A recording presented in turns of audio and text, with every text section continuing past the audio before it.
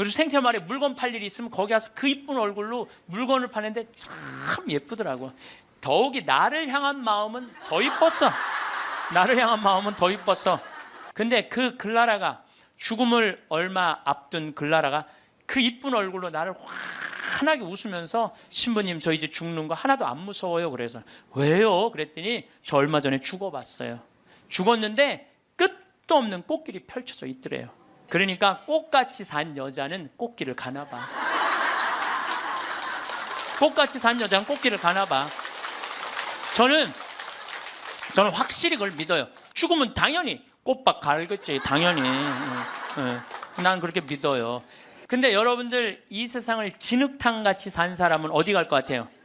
진흙탕길 가게 돼 있어. 여러분들 마음 안에 가시가 너무 많아. 남편 미워하는 가시, 시어머니 미워하는 가시, 자식 미워하는 가시, 본당 신부 미워하는 가시, 본당 수녀 미워하는 가시, 레지오 단장 미워하는 가시, 그냥 온몸에 가시가 도사 있어. 누구 하나 걸리만 해라 찔러갖고 그냥 피를 버리라 별르고 있어. 이 사람 죽으면 어디 갈 것 같아요? 가시밭길 가게 돼 있어요. 그러니까 여러분들 죽어서 가시밭에 뒹굴르기 싫으면은 지금 내 마음 안에 있는 가시 빼내야 돼, 빼내지 말아야 돼? 황창현 신부님의 행복 특강 지금 바로 시작하겠습니다. 영상 후반부에 부모님이 돌아가셨을 때 자녀가 무조건 해야 할 3가지도 함께 들으시면 좋겠습니다. 영상이 마음에 드신다면 구독과 좋아요, 알림 설정 부탁드립니다. 시작기도 하고 시작하겠습니다. 성부와 성자와 성령의 이름으로. 사람의 아들이 영광에 쌓여 모든 천사와 함께 오면 자기의 영광스러운 옥자에 앉을 것이다. 그리고 모든 민족들이 사람의 아들 앞으로 모일 터인데 그는 목자가 양과 염소를 가르듯이 그들을 가를 것이다. 그렇게 하여 양들은 자기 오른쪽에, 염소들은 왼쪽에 세울 것이다. 그때 임금이 자기 오른쪽에 있는 이들에게 이렇게 말할 것이다. 내 아버지께 복을 받은 이들아, 와서 세상 창조 때부터 너희를 위하여 준비된 나라를 차지하여라. 너희는 내가 굶주렸을 때 먹을 것을 주었고, 내가 목말랐을 때 마실 것을 주었으며, 내가 감옥에 있을 때 찾아주었다. 그러면 그 의인들이 이렇게 말할 것이다. 주님, 저희가 언제 주님께서 굶주리신 것을 보고 먹을 것을 드렸고 목마르신 것을 보고 마실 것을 드렸습니까? 언제 주님께서 나그네 되신 것을 보고 따뜻히 맞아드렸고 헐 벗으신 것을 보고 입을 것을 드렸습니까? 언제 주님께서 병드시거나 감옥에 계신 것을 보고 찾아가 배웠습니까? 그러면 임금이 대답할 것이다. 내가 진실로 너희에게 말한다. 너희가 내 형제들인 이 가장 작은 이들 가운데 한 사람에게 해준 것이 바로 나에게 해준 것이다. 아멘. 성부와 성자와 성령의 이름으로 아멘. 참 예수님, 반갑습니다.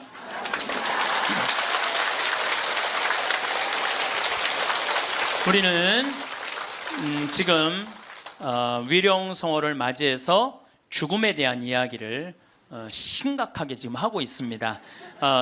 심각하게 하고 있는데 여러분들은 너무 재밌게 들어주셔서 감사합니다. 제가 20년 전에 평택 비전동 성당에 본당 신부를 할 때요. 이제는 남 경험이 아니라 제 경험입니다. 이제까지는 책에 나온 얘기, 유튜브에 나온 얘기인데 지금부터는 제 얘기를 하도록 하겠습니다. 1월 1일 날이에요. 평화의 모후 성마리아 대축일 1월 1일 날 미사가 다 끝나고 밤 10시입니다.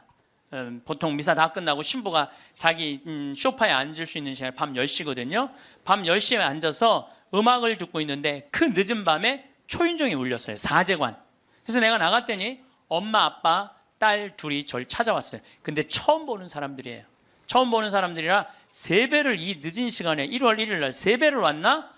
문을 열고 나갔더니 세배 온 사람들이 아니야. 모르는 사람들이니까 어떻게 성당을 오셨습니까? 그랬더니 자기들 입교하려고 왔다는 거예요. 그래서 내가 물었어요. 왜 하필 1월 1일 밤 10시에 입교를 하려고 그러느냐. 그 많은 새털 같은 날 놔두고 왜 1월 1일 날 입교를 하려고 그러냐. 사연이 있느냐? 그랬더니 사연이 있대. 무슨 사연이 있느냐 그랬더니 자기 아버지가 살아생전에 그랬대요. 하느님을 믿느니 내 주먹을 믿어라. 천당, 지옥 이런 건 없다. 니네들 신부 목사들이 니네들 돈 울겨 먹으려고 겁주는 거다. 죽으면 끝나는 거지 무슨 천국 지옥이 있느냐. 성당에 나가면 다리 몽둥이 부러뜨릴 거다. 아주 철저한 무신론자 할아버지였대요. 근데 이 할아버지가 12월 20일 날 죽은 거야. 죽었는데 딱 죽었는데 저승사자가 까만 모자를 쓰고 까만 옷을 입은 저승사자 둘이 자기를 데리러 왔더래요. 자기는 아무것도 없는 줄 알았더니 까만 옷을 입은 사람이 자기를 끝도 없는 어둠으로 끌고 가더래요. 이게 죽었다가 살아 돌아온 사람들의 또 한 10% 정도는 어둠을 경험한다는 거예요. 그 어둠은 상상할 수 없을 정도로 공포스럽대요. 왜? 여러분들 끝도 없는 깜깜한 어둠으로 끌려가면 여러분 어떨 것 같아요? 무섭죠? 한번 상상을 해보세요. 끝도 없는 어둠. 누군 빛으로 간다는데 끝도 없는 어둠으로 가면 어떻게? 그러니까 만약에 여러분들이 죽었는데 까만 걸 보면 끝난 거야. 여러분들 죽었는데 딱 까맸다. 그러면 아 이건 지옥이다. 이렇게 생각하면 돼요. 뭘 봐야 돼?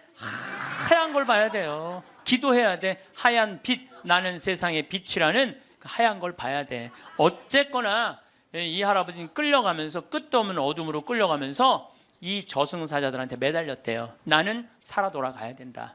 왜 살아 돌아가야 되느냐? 그랬더니 나는 내 자식이 지금 셋이 있는데 그 자식들한테 신앙생활을 못하게 했는데 저승이 없다고 그랬는데 이렇게 저승이 버젓이 있으니 어떻게 하면 좋으냐고. 그래갖고 이 아버지를 땅에다가 3일째 하관 땅에다 묻는데 관을 두들기더래요. 실질적으로 이건 제 경험을 얘기하는 거예요. 관을 두들기를 해. 문을 뚜껑을 열어보니까 죽은 아버지가 살아 돌아온 거야. 그야말로 죽은 아버지가 살아 돌아온 거야. 그야말로 죽은 아버지가 살아 돌아온 거예요. 여러분들 아까 내가 첫 시간에 계속 그랬죠.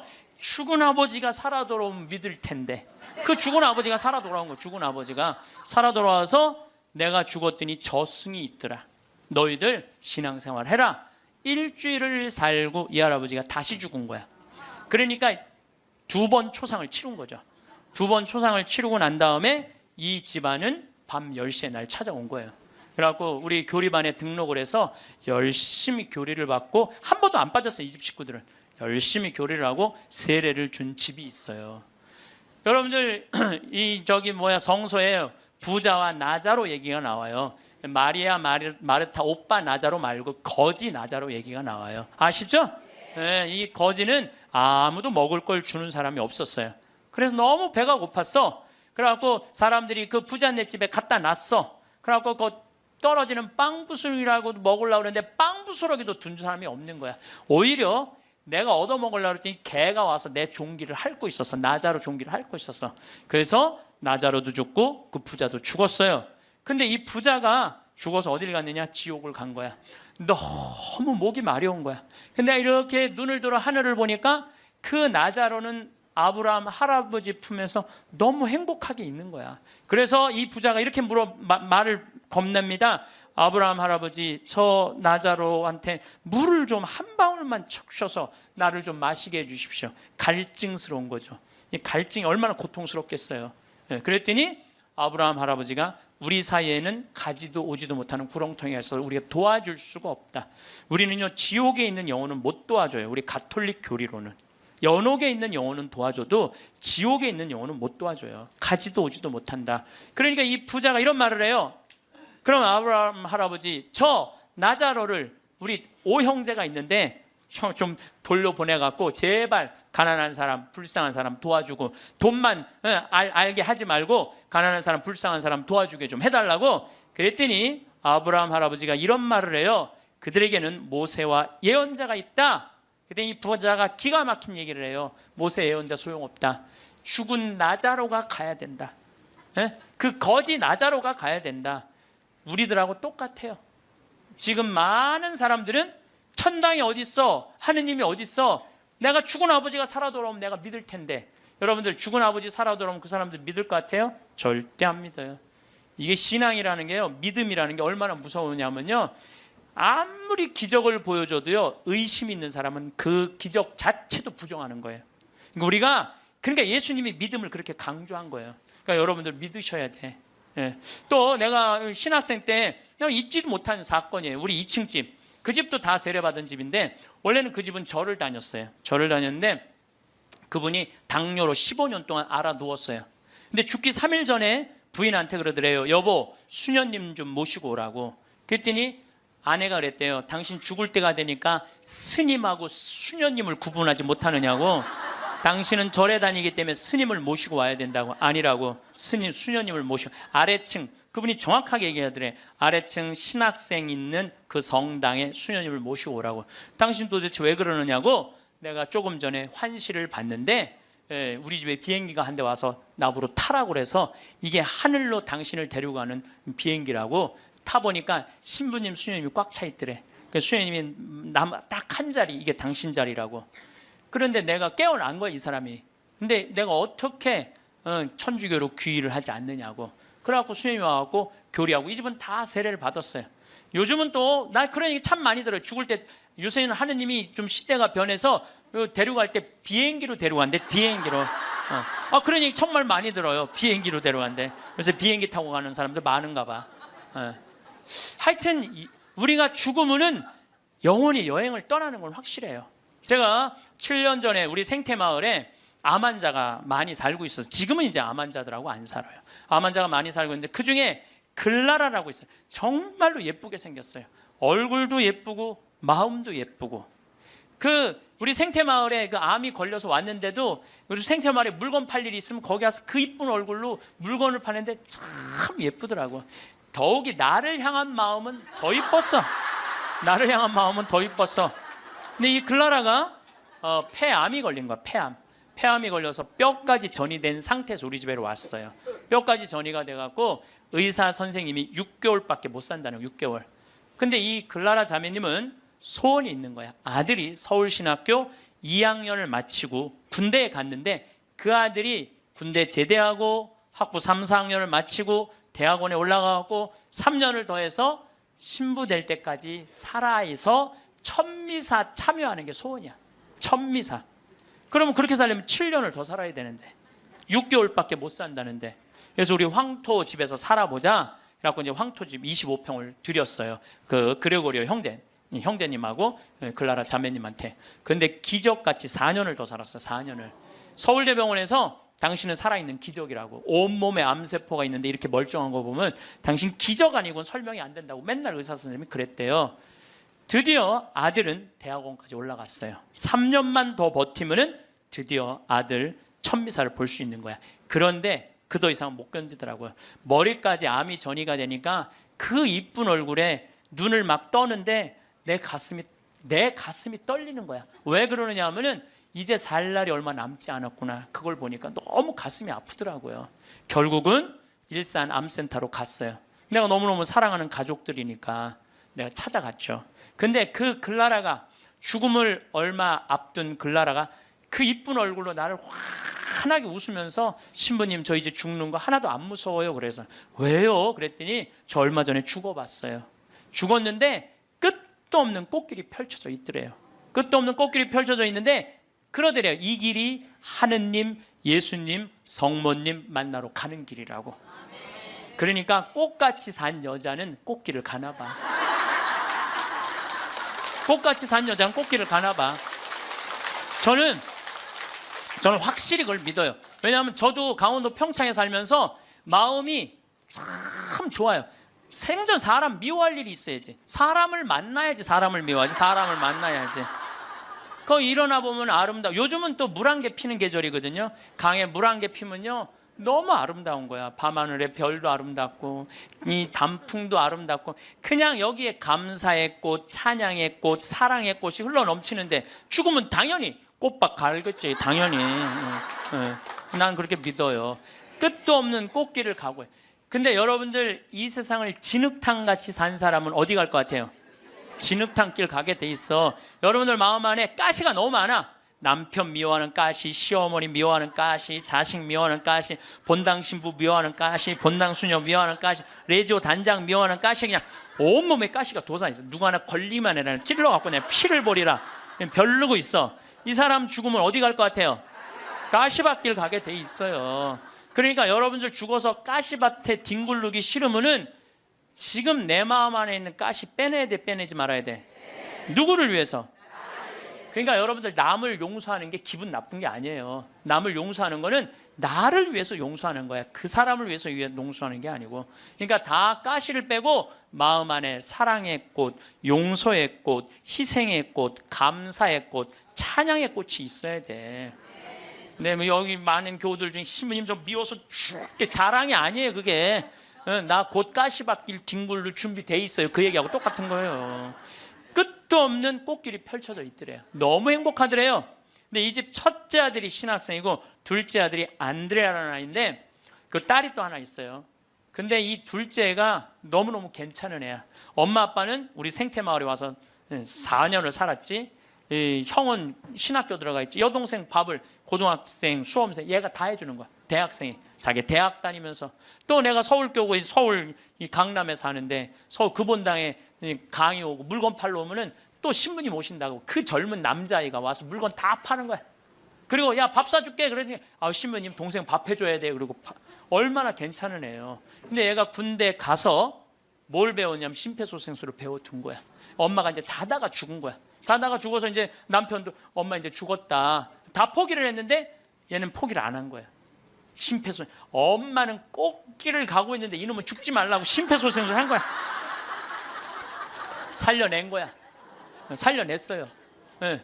살려내갖고 엄마가 살아난 상태에서 내가 한 번 더 본 거죠. 그래서 이제 병원에 이제 간 거니까. 그래서 글라라 자매가 그러더라고요. 신부님 저 이제 죽는 거 하나도 무섭지 않아요. 이게 주님께로 가는 영광스러운 길이 바로 죽음이에요. 그러더라고요. 네. 그래서 내가 글라라 씨한테 그랬어요. 글라라 이제 걱정하지 마라. 아들 천미사는 내가 하늘이 두 쪽이 나도 내가 땅에서 참여하고 글라라는 하늘에서 참여하고 그렇게 하자. 그리고 한 달 후에 글라라는 세상을 떠났어요. 그런데 그 아들이 이번에 서품을 받았어요. 그런데 문제는 그 아들 서품 받을 때 나는 하와이 해외 강의 중이었어요. 내가 하늘이 두 쪽이나도 참여하겠다고 그러는데 금요일 날 이제 서품식이 있는데 금요일 날 내가 고민을 했어. 다음은 사이판 강의인데 어떻게 할까?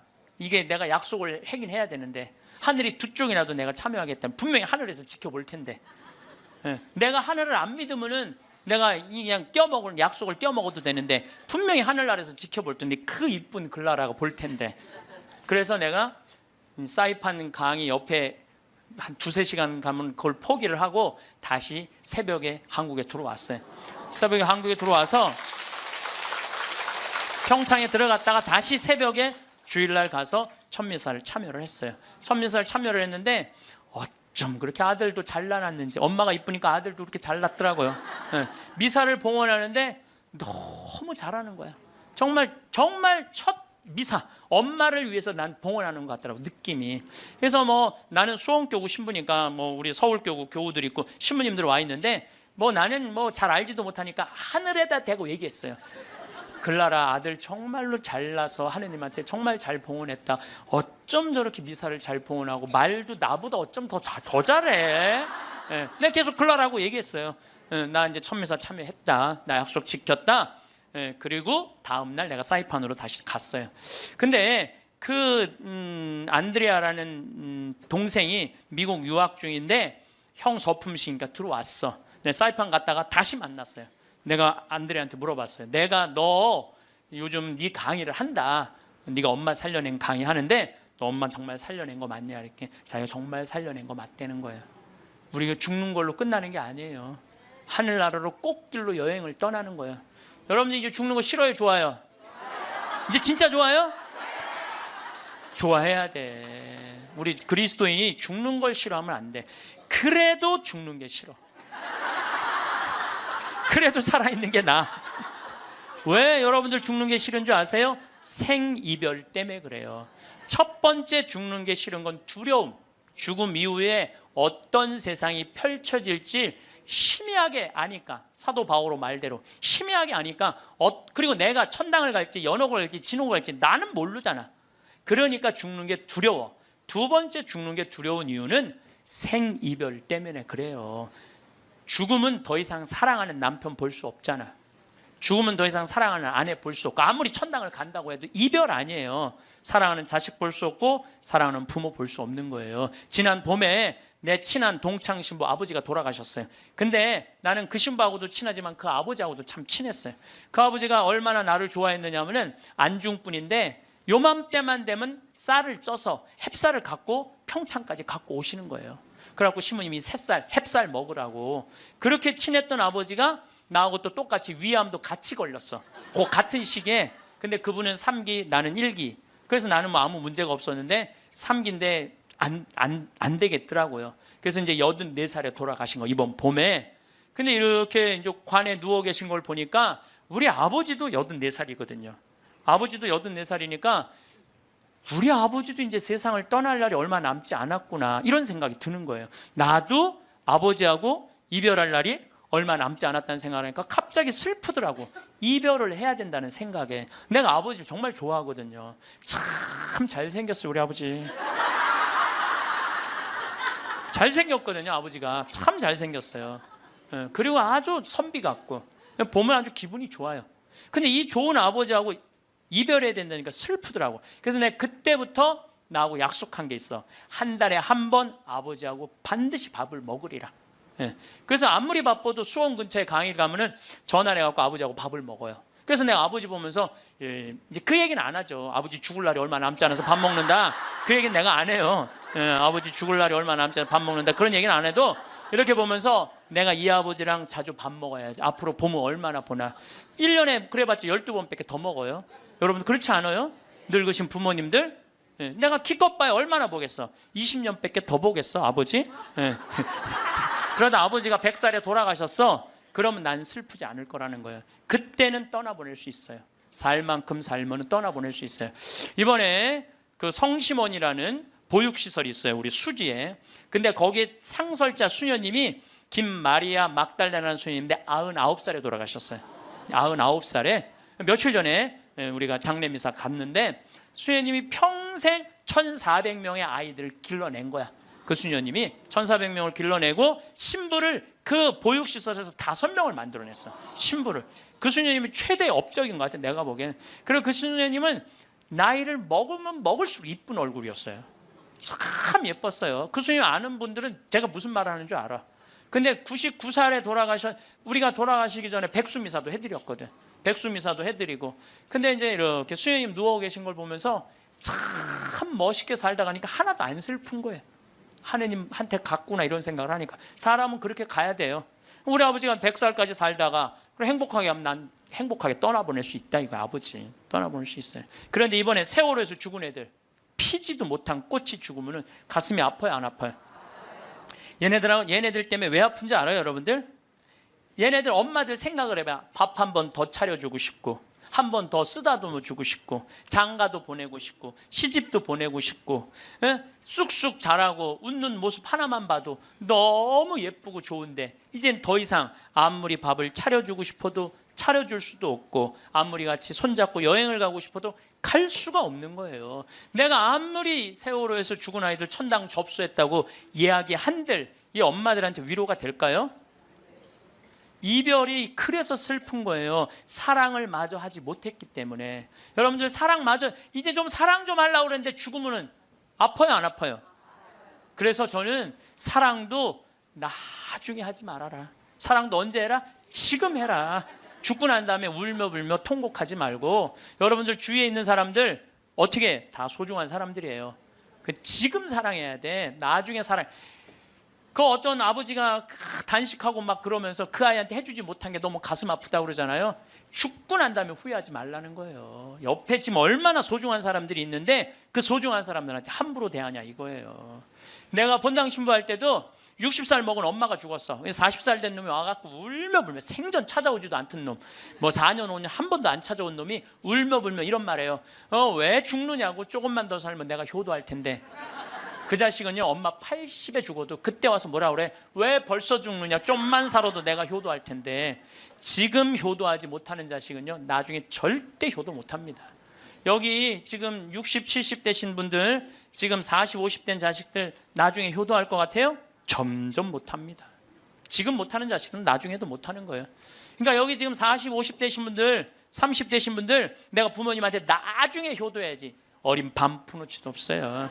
지금 하지 못하면 나중에도 못하는 거예요. 사랑도 마찬가지고 지금 해야 돼. 죽고 나서 울며 불며 아이고 불쌍해서 어떻게 해. 사랑도 마저 못했는데 그러지 말라는 거예요. 그래서 이별이 슬픈 거예요. 10년 전에 내 동창 신부가 전화를 했어. 밤에 창현아 우리 성당에 와서 장례 미사 좀 해달라는 거예요. 야 본당 신부가 넌데 왜 내가 니네 장례 미사를 하냐. 그랬더니 자기는 도저히 눈물이 나서 장례 미사를 못 하겠다는 거예요. 왜? 고등학교 2학년 여학생, 자기를 너무나 따르던 여학생인데 미사 해설도 하고 독서도 하던 아이인데 백혈병에 걸려서 죽었다는 거예요. 백혈병에 걸려서 죽어서 그 집에 갔는데, 초상집에 갔는데 그렇게 눈물이 나더래요. 그 아이의 모습을 보고. 그래서 이 신부가 이제 저녁에 집에 와서 고민을 한 거야. 아니 그 사진만 봐도 눈물이 나는데 장례 미사 할 때 자기는 끝까지 할 자신이 없더래요. 그래서 나한테 전화를 한 거야. 네가 좀 해줬으면, 아무 상관없는 네가 와서 좀 해줬으면 좋겠다는 거예요. 그래? 그럼 내가 가서 해줄게. 갔어요. 갔더니 정말 꽃같이 생겼더라고. 예쁘게 생겼어. 그걸 엄마 아빠가 맨 앞에서 보니 안 울어요. 처음부터 울기 시작을 해요. 또 수녀님이 옆에 위로한다고 옆에 앉아있던 수녀님도 그냥 같이 울고, 성당 같이 학생활동하던 애들도 울고, 그걸 보니까 교우들도 울면 계속 울잖아. 다 우는, 옆에 신부 울고 다 우는 거야. 나만 안 울고 내가 끝까지 했어.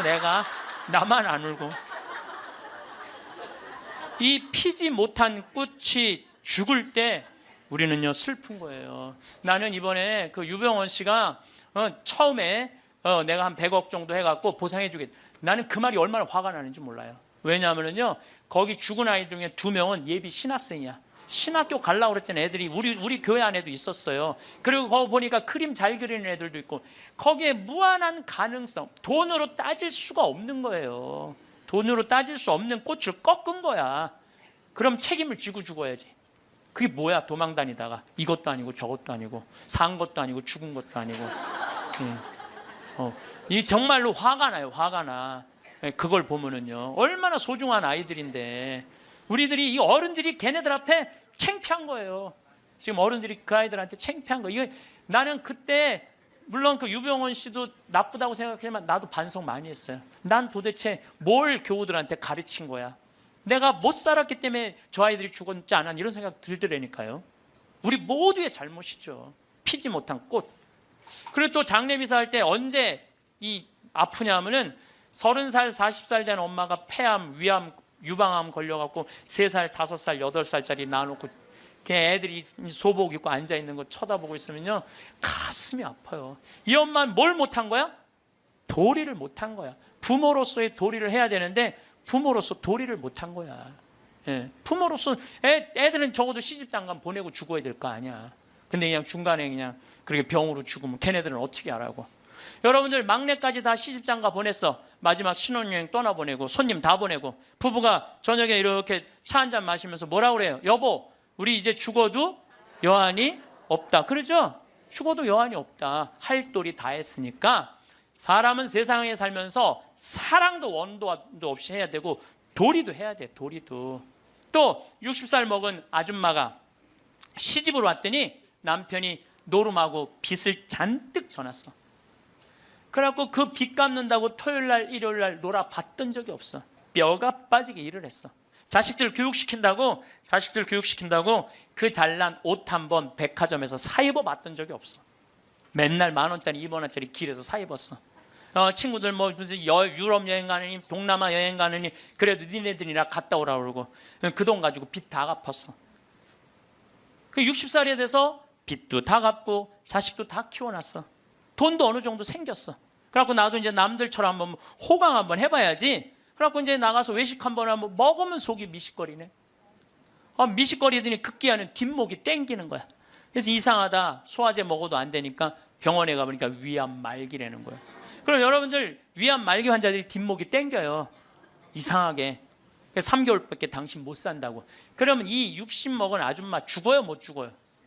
한번 호강 한번 해보려고 그랬더니 이제 한번 나도 남들처럼 여행도 다니고 맛있는 것도 사 먹으려고 그랬더니 나보러 죽으랜다고. 난 억울해서 못 죽는다고 그래. 사람은요 이 세상에 태어나고 뭐를 해야 되냐면 호강을 해야 돼요. 행복해야 돼요. 이걸 못하면요 죽을 때 한이 돼서 못 죽어요. 그리고 우리가 살면서요 여러분들 뭐가 있느냐면은 살면서 기뻐야 돼. 내가 봉사활동에 여기 교우들 아마 봉사활동하는 교우들 많을 거야. 그렇죠? 근데 하는 게 너무 힘들어. 지겨워. 근데 예수님 십자가 어디 갔어? 예수님 십자가 예수님 얼마나 고통스러웠을까? 저거 따라서 그 지겨운 그 봉사활동을 십자가 생각하고 계속해. 기쁨이 하나도 없어. 그런 분들 나한테 상담하면 내가 뭐라는 줄 알아요? 당장 관두라고 그래요. 예수님 십자가 생각하고 계속 하지 말라고. 그런 사람들이 나중에 열받으면 예수님 다시 십자가 못 박을 사람들이에요. 못 박을 사람들. 예, 그런 사람들이 못 박아요. 되게 기쁨이 없는 사람들이 나중에 그 공동체를 다 깨요. 뭐든지 기뻐서 해야 돼. 뭐든지 즐거워서 해야 돼. 내가 기쁘지 않고 즐겁지 않으면요 나중에 죽을 때 한이 되는 거예요. 저는 이번에 아프리카 여름에 7, 8월 달에 아프리카하고 남미를 갔어요. 그 말로는 봉사 선교로 갔는데 내가 비행기를 105시간을 탔어. 105시간. 그러니까 5일 동안 비행기를 탄 거 5일 동안 하늘에 떠 있었어. 그것도 비즈니스도 아니고 이코노미로만. 근데요 많은 사람들은 다 그래요. 신부님 힘들지 않느냐고. 근데 저는요 하나도 안 힘들어요. 너무 좋아요. 내가 막 교우들 만나러 가고 아프리카 가는 게 아프리카까지 가는데 26시간 비행기를 타야 돼요. 여기서. 그런데도 하나도 지겹지도 않고 너무 좋아. 비행기 안에 있으면서 글 쓰고 이번에 이제 그 비행기 안에서 5일 동안 아무도 나를 건드리지 않잖아. 여기 있으면 그냥 온 사람이 날 건드리는데 비행기 안에서는 아무도 날 안 건드리거든. 그럼 5일 동안 그 책 쓴 거 그거 갖고 이제 원고로 이제 책을 이번에 내요. 그리고 나는 비행기 타면 즐길 줄을 알아요. 밤 비행기 타면요 여러분들한테만 내가 가르쳐 드리는 거야. 밤 비행기를 타면은요 비행기 표를 창가를 꼭 끊으세요. 창가. 그것도 날개에 끊으면 안 되고 맨 뒤에 꼭 꼬리 쪽에 끊으세요. 꼬리 쪽에. 그래갖고 비행기가 하늘에 올라가면요 깜깜할 때 창문을 열어보세요. 별이요 아래로 쫙 보여요. 별이 위로 보이는 게 아니라 아래로 쫙 보여요. 별똥별이 아래에서 쫙쫙 떨어질 때요 별똥별이 하룻밤에 2만 개가 떨어지니까 창문 열면 여러분들은 아무 때나 볼 수 있어요. 얼마나 환상적인지 몰라요. 근데 잘 모르고 날개에다 끊으면 그 유도등 때문에 아무것도 안 보여요. 그래서 내가 맨 끝에 끊으라는 거예요. 비즈니스 끊으면 더 좋지. 비즈니스는 날개 앞이니까 잘 보이죠. 근데 거기 너무 비싸니까 날개 끝에 끊어갖고 가면은요 시간 가는 줄 몰라요. 글 읽고 책 쓰고 졸리면 자고 좋아서 하는 일이니까 힘들지가 않은 거예요. 그러니까 우리 인간은 살면서요 즐거워야 돼. 근데 호강을 못하고 죽는 사람들이 괴로운 거야. 그래서 저는 여러분들한테 삶을 좀 즐겨라. 청승 좀 떨지 말아라. 제발. 돈 있는 사람이든 없는 사람이나 다 똑같아. 돈 있는 사람, 돈 없는 사람이나. 그래서 제가 지난 2월 달에 우리 성지순례를 다녀왔어요. 80명의 교우들하고 이스라엘을 10일 동안 걸었어요. 그러니까 무슨 로마 갔다 오고 프랑스 갔다 오고 이게 아니라 나자렛에서부터 갈릴레아까지 걸었어요. 65km를. 근데 이스라엘은 딱 반으로 나누면 돼. 반 딱 나눠갖고 남북 우리나라 38선 가르듯이 반 나눠갖고 아래는 이 예루살렘, 예리고, 베다니아, 그 다음에 가자지구 요즘 전쟁하는 데 있죠? 거긴 사막이에요. 볼 거 아무것도 없어요. 화면을 보면 여러분들 맨날 거기만 보는 거야. 이스라엘을 잘 모르는 거지. 근데 나자렛에서부터 갈릴레아까지는 지중해성 기후예요. 그래서 11월 달에 우기가 시작이 돼. 지금부터. 그럼 2월 달이 되면은요 그 이스라엘 갈릴레아 들판 전체가 꽃으로 덮쳐요. 꽃으로. 그러니까 이스라엘을 성지순례 가면은 2월, 3월, 4월에 가야 돼. 막 아무것도 모르는 사람이 6, 7월에 여름에 가는 거야. 가면 아무것도 볼 게 없어요. 근데 2월 달에 가면은요 들판에 빨간 아네모네꽃, 우리나라 양귀비꽃 같은 게 있잖아요. 끝도 없이 펴 있어요. 쫙 80명의 교우들이 그 이 아네모네꽃 사이로 걸어가는데 한 폭의 그림이야. 그리고 이제 예수님 루카복음의 4장에 오늘 나한테 기름 부음 받았다. 가난한 이들한테 해방, 묶인 이들한테 자유를, 눈먼 이들에게 빛을. 이게 나한테 이루어졌다. 그러니까 나자렛 동네 사람들이 저거 목수아들 아니야? 목수아들인데 무슨 자기가 왕이 된대 멱살을 끌고 예수님을 끌고 가요. 어디로 끌고 가냐면 점프 마운틴이라고 시험산으로 끌고 올라가. 거기서부터 걷기 시작을 하는 거예요. 왜냐하면 성서에 그렇게 나와 있거든요. 밀어 떨어뜨리려. 거기 보면 돌바위야.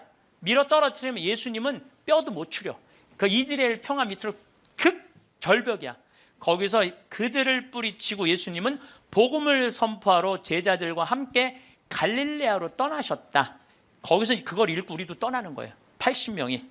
이 예루살렘 대학에서 이번에 2000년 전에 예수님이 2000년 전에 어느 길로 갔을 거를 그대로 고증을 다 해놨어요. 그래서 Jesus Christ Trail이라고 그래. 그리스도의 발자취라고 그래. 그걸 그대로 80명이 따라간 거야.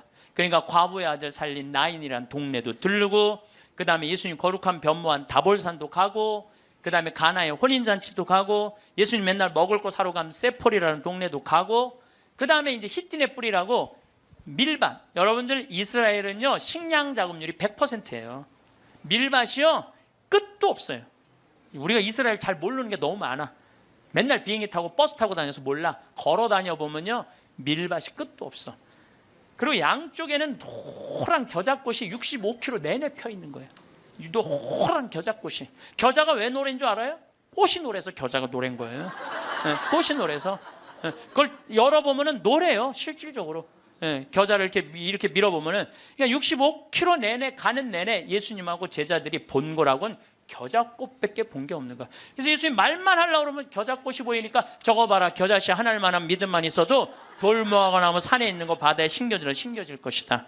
그리고 갈 때는 이 무릎 정도의 겨자가 자랐는데 갈릴레아 도착을 하니까 더미로 산더미로 5m 6m로 겨자꽃이 동산으로 이루고 있는 거야. 저거 봐라. 하늘나라는 저거와 같다. 나는 이게 여러분들 가봐야 알아. 이렇게 백날 말하면 소용없어. 이런 얘기를 들으면은 무슨 생각이 들어요? 가고 싶다. 나도 한번 가보고 싶다. 죽기 전에 나도 한번 꼭 가보고 싶다. 이런 생각 들죠? 근데 나는 여러분들한테 너무 안타까운 게 바로 그거예요. 왜 그 좋은 데를 죽기 전에 가요? 지금 가면 안 돼? 지금 가세요. 지금 여행은 가슴이 떨릴 때 가야지 다리가 떨릴 때 가면 안 된다니까요. 그걸 죽기 전에는 다리 떨려서 못 간다니까요. 죽기 전에 가지 말고 지금 가세요. 내가 오늘 강의를 딱 왔는데 여기 이제 여기 명동성당 아주 이제 잘 해놨어. 보니까 아주 잘 해놨어. 아주 속이 후련해. 사람이 이제 모일 수 있는 장소도 있고 커피 마실 수 있는 장소도 있고 위도 아주 잘 해놨어. 근데 저 지하 1층 강당에 갔는데 저기 우리 경비하는 아저씨 한 분이 딱 나를 와서 손을 딱 잡는 거예요. 신부님 너무 감사하다는 거예요. 그래서 제가 뭐가 감사합니까? 신부님 말씀대로 내가 가슴이 떨릴 때 저기 콤포스텔라 스페인 그거를 40일 동안 걸었다는 거예요. 40일 동안 신부님 말대로 집 잡혀서 갔다 왔다는 거예요. 집 잡혀서. 그런데 자기가 은혜를 너무 많이 받았다는 거. 내가 이게 이스라엘 성지를 이렇게 가면서 그 학생 하나가, 그 아이 잊지 못하는 아이가 있어요. 학생 하나가 딱 이 나를 만났는데 얘가 나를 어떻게 쳐다보느냐면 흰 눈동자 95%, 까만 눈동자 5% 뜨고 쳐다보더라고요. 왜냐하면은 너 때문에 내가 끌려왔다 이거야. 네가 성지순례 쑥쑥거려서 엄마 아빠가 가면서 얘를 강제로 끌고 온 거야. 그러니까 나를 흰 눈동자 95%, 까만 눈동자 5% 쳐다보는 거죠. 근데 얘가 성지순례를 하는 첫날부터 눈이 아주 도끼가 있더니 이틀째, 3일째 예수님이 걸어간 길을 걸으면서 예수님을 만나더라고요. 일주일째는 눈빛이 완전히 모세의 눈빛이 됐어. 관상의 눈빛이. 근데 얘가 성지순례하고 한 달 후에 나한테 편지를 했어요. 신부님, 저 가슴이 뜨거워서 어떻게 주체할 수가 없어요. 하느님이 내 안에 살아 움직여서 자기가 어떻게 할 수가 없다는 거예요. 근데 며칠 전에 내가 서천이라는 곳에 강의를 갔는데 그쪽 분이에요. 엄마 아빠가 왔어. 신부님, 걔가 워낙 똑똑한 애거든요. 공부를 잘했던 애야.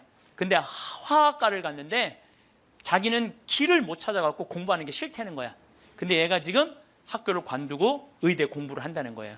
그래서 이제 내가 그랬거든. 나 지금 아프리카 봉사 가니까 의사가 돼갖고 좀 공부 좀 해라고. 근데 얘 공부하는 거예요.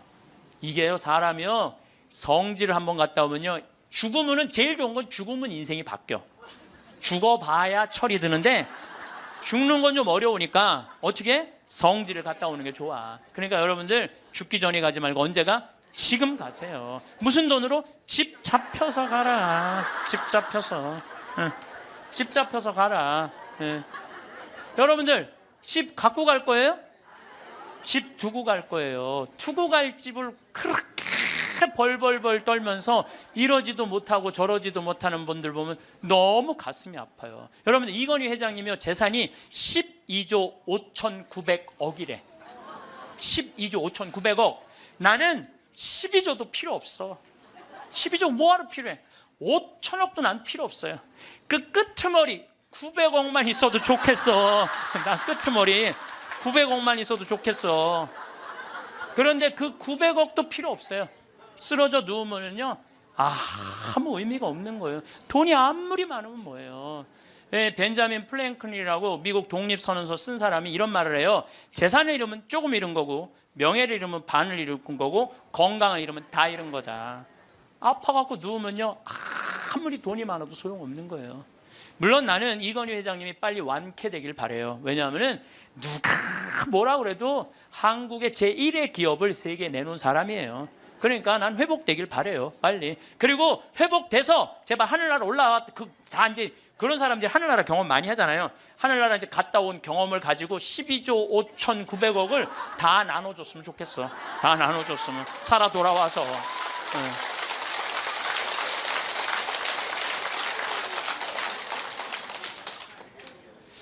우리가요, 인생은 땅 따먹기 하고 똑같은 거예요. 여러분도 어렸을 때 땅 따먹기 해봤어요, 안 해봤어요?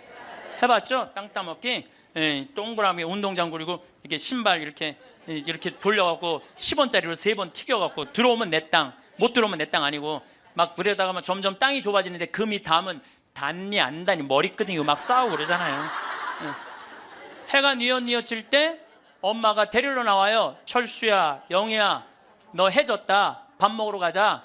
그럼 얘네들 중에 단 한 명도 엄마, 나 이거 내가 오늘 오후 내내 딴 땅이니까 나 이거 파갖고 들어가면 안 돼? 그리고 학교 운동장 파갖고 들어가는 애들 있어요? 손 탁탁 털고 들어가요. 그게 인생이에요. 여러분들 처음에 시집 와갖고 사글세, 월세, 전세 18평, 25평, 40평까지 넓혀갔어. 근데 하느님이 마지막 날, 얘야 너 인생에 해가 졌다. 마리아야, 베드로야, 너 이제 들어와라. 그럴 때 하느님, 나 이거 평생 딴 땅이니까 내 이거 파갖고 들어갈게요. 그리고 40평 지하로 저 무덤으로 쥐고 가는 사람 있어요, 없어요? 손 탁탁 털고 들어가요. 손 탁탁 털고 들어갈 걸 그걸 왜 못 쓰고 벌벌벌벌 떠냐 이거야. 집 잡혀서 여행도 다니고 어려운 사람도 도와주고, 맛있는 것도 사 먹고, 그리고 즐겁게 살다가 죽으면 되지. 그걸 그냥 아까하고 뒷방에서 벌벌벌벌 떨다가 죽어. 신부님, 빚 없는 사람, 집 없는 사람 어떻게 하라고 맨날 집 잡히라. 걱정하지 말아라. 국가에서 용돈 나온다. 20만 원. 많은 분들이 이런 얘기해요. 신부님, 10년 전에 이런 얘기를 해요. 내가 10년 전에 54,000원 나올 때, 10년 전에 54,000원 나왔거든요. 할머니들 죽지 않고 조금만 버티면은 20만 원 나온다. 20만 원 나왔어요. 제가 다시 얘기합니다. 여러분들 이제 죽지 않고 좀만 10년만 더 버티면요, 얼마 나오면 50만 원 나와요. 50만 원 나오게 돼 있어요. 그런데 문제는 돈이 나오고 안 나오고가 문제가 아니에요. 그 돈을 쓸 줄을 모르는 거예요.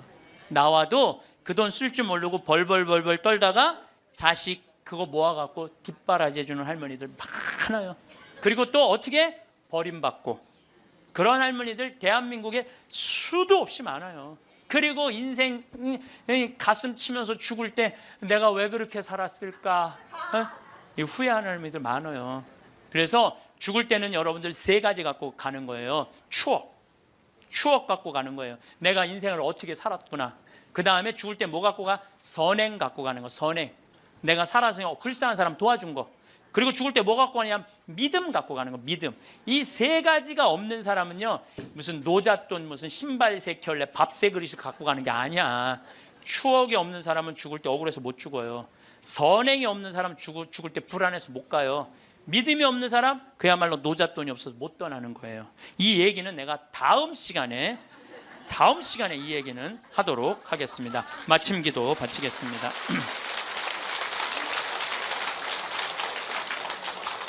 이 구상 시인이 우리 맨날 노벨상 받니 안 받니 그랬는데 참 이 시를 죽음에 대한 시인데 너무 재밌게 썼어요.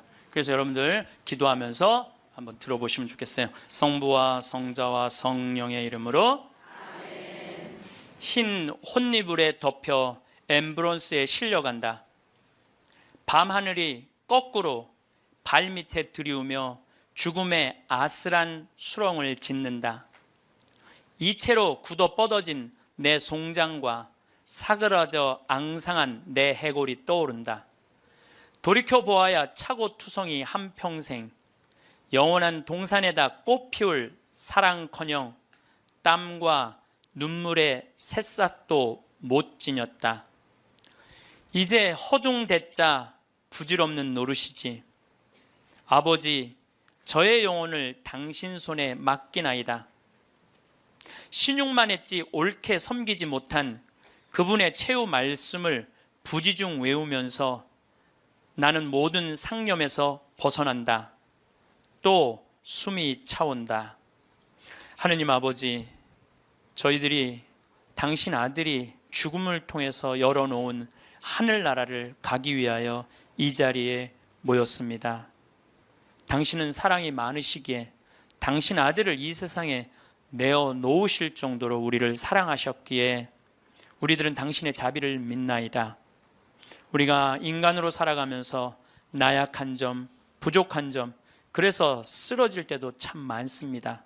하지만 저희들은 당신의 자비를 믿습니다. 부족한 우리 하늘나라 희망하고 있습니다. 여기 모인 모든 이들이 마지막 날 하늘나라에서 기쁘게 이 세상 이야기, 오늘 즐거웠던 시간 이야기할 수 있는 그런 하늘나라의 선물 허락하소서. 영광이 성부와 성자와 성령께 성부와 성자와 성령의 이름으로 감사합니다. 황창현 신부님의 행복특강 어떠셨나요? 죽음 껴안기라는 주제가 우리 마음에 참 깊은 울림을 주는 것 같습니다. 부모님이 돌아가시면 되게 막막하실 겁니다. 오늘은 부모님이 돌아가셨을 때 자녀가 무조건 해야 할 3가지에 대해 말씀드리겠습니다. 상속이 펼쳐졌을 때, 말 그대로 부모님 중에 한 분이 돌아가셨을 때, 아니면 일가 친척이 돌아가셨을 때, 배우자가 돌아가셨을 때, 장례를 치르고 나서 한번 꼭 보시면 큰 도움이 되지 않을까 싶습니다. 상속이 발생하게 되면 고인에 대한 슬픔에 잠겨 상속 관련 절차는 꼼꼼하게 신경 쓰지 못하는 경우가 있습니다. 또는 상속인들 간의 분쟁으로 신고나 납부기한을 놓쳐 가산세까지 납부하는 사례도 종종 발생합니다. 슬픈 헤어짐 속에서도 이것만큼은 꼭 챙기셔야 하는 것들에 대해서 말씀드리겠습니다. 부모님이 돌아가시면 제일 먼저 챙겨야 할 3가지. 부모님이 돌아가시면 제일 먼저 챙겨야 할 첫 번째는 사망진단서 챙기기입니다. 사망진단서는 사망계 시일을 확인할 수 있는 서류로 상속인들이 상속 재산을 가져올 수 있는 근거가 됩니다. 피상속인과 상속인 간의 관계를 확정지어 피상속인의 사망을 원인으로 상속 권한이 있음을 입증할 수 있는 중요한 서류입니다. 부모님이 돌아가시면 제일 먼저 챙겨야 할 2번째는 장례식장 비용 영수증입니다. 장례식장 비용은 관련 증빙 자료가 없다면 500만 원까지, 있는 경우 1000만 원까지 경비로 인정됩니다. 봉분을 하신 경우 봉분 비용도 500만 원까지 경비로 인정받을 수 있기 때문에 영수증을 꼭 챙기셔야 합니다. 부모님이 돌아가시면 제일 먼저 챙겨야 할 3번째는 사망신고입니다. 사망 사실을 안 날로부터 30일 이내에 시읍면 사무소나 주민센터에 방문해서 신고하셔야 합니다. 기간 내 신고하지 않는 경우 과태료가 발생하니 유의하시기 바랍니다. 돌아가신 부모님 재산을 확인하는 가장 쉬운 방법을 아시나요? 사망진단서와 장례비용 영수증을 챙기고 사망신고를 하셨다면 다음으로는 상속신고를 위한 재산을 확인을 하셔야 합니다. 자녀라고 하더라도 부모님이 어떤 은행 계좌를 사용하고 계신지, 어떤 주식이나 부동산을 가지고 계신지 자세히 모르는 경우가 대부분일 텐데요. 쉽고 빠른 재산조회를 위해 두 가지 사이트를 추천드립니다. 첫 번째는 정부24의 안심상속 원스톱 서비스입니다. 정부24 홈페이지에 들어가셔서 안심상속 원스톱 서비스를 이용하면 쉽고 빠르게 피상속인의 금융거래, 토지, 건축물, 세금, 연금, 자동차 등 모든 재산을 한 번에 통합 조회할 수 있습니다. 두 번째는 금융감독원의 상속인 조회 서비스입니다. 여기에서는 상세 내역을 프린트해서 볼 수 있는 문서 형태로 확인이 가능합니다. 은행, 보험 내역을 세부적으로 확인 후 예금 및 보험금을 수령할 수 있습니다. 돌아가신 부모님이 쓰시던 핸드폰은 어떻게 해야 할까요? 보통은 부모님이 쓰시던 휴대폰을 해지하시지만 1년 정도는 낮은 요금제로 유지하시는 걸 권해드립니다. 세 가지 이유에서인데요. 첫 번째는 사진을 보며 추억을 되새길 수 있다는 점도 있고, 두 번째로 채권 채무 관계를 확인하는 데도 필요합니다. 받을 돈은 상속재산에 포함하고 갚아야 할 돈은 채무 공제로 제외해야 하니 상속세 신고 전에 채권 채무자와 연락하셔서 내용 및 금액을 확인하셔야 합니다. 마지막으로는 부고 소식을 듣지 못한 사람들을 위해서입니다. 해외에 체류하는 등 개인 사정으로 연락을 받지 못한 분들에게 작고 소식을 전할 수도 있습니다. 그리고 한 가지 더 아셔야 할 게 있습니다. 자식에게 용돈을 잘못 주면 상속세 폭탄을 맞습니다. 상속세 신고 시 주의하셔야 하는 점에 대해 한 가지 말씀드립니다. 바로 사전증여재산입니다. 상속세는 상속세 및 증여세법 상위 과세표준과 세율을 적용받음에 따라 상속인은 10년 이내, 상속인 외의 자는 5년 이내에 사전증여재산을 합산하게 됩니다. 만약 상속 당시 상속재산은 10억 원이더라도 10년 이내 100억 원을 증여한 내역이 있으면 이를 합산하여 110억 원으로 신고하셔야 합니다. 따라서 10년간 피상속인의 모든 계좌 내역을 받아서 사전증여 내역을 확인하셔야 상속세 신고 시 누락되는 부분이 없이 신고할 수 있습니다. 많은 분들이 과연 국세청에서 10년치 계좌 내역을 다 볼까 궁금해하실 텐데요. 네, 10년치 내역을 다 봅니다. 사망 전 10년 내에 주거래 은행을 바꾸었다면 이를 파악하여 10년간 모든 계좌 정보를 확인하는 게 중요합니다. 10년치 계좌 내역만큼은 전수로 확인하기 때문에 반드시 꼼꼼하게 확인하셔야 가산세를 피할 수 있습니다. 본세보다 무서운 게 가산세라고 하죠. 누락된 부분에 대한 조사가 실시되어 상속세가 추징되는 경우 무신고 가산세와 납부 불성실 가산세가 발생하는 점을 유의하셔야 합니다. 실제로 잘못된 신고로 증여재산가액은 3억 원이었으나 추후 가산세까지 추징되어 납부해야 할 세금이 3억 2천만 원이 된 경우도 있었습니다. 만약 고인의 자산보다 채무가 많은 경우에는 상속포기나 한정승인 제도를 활용하셔야 합니다.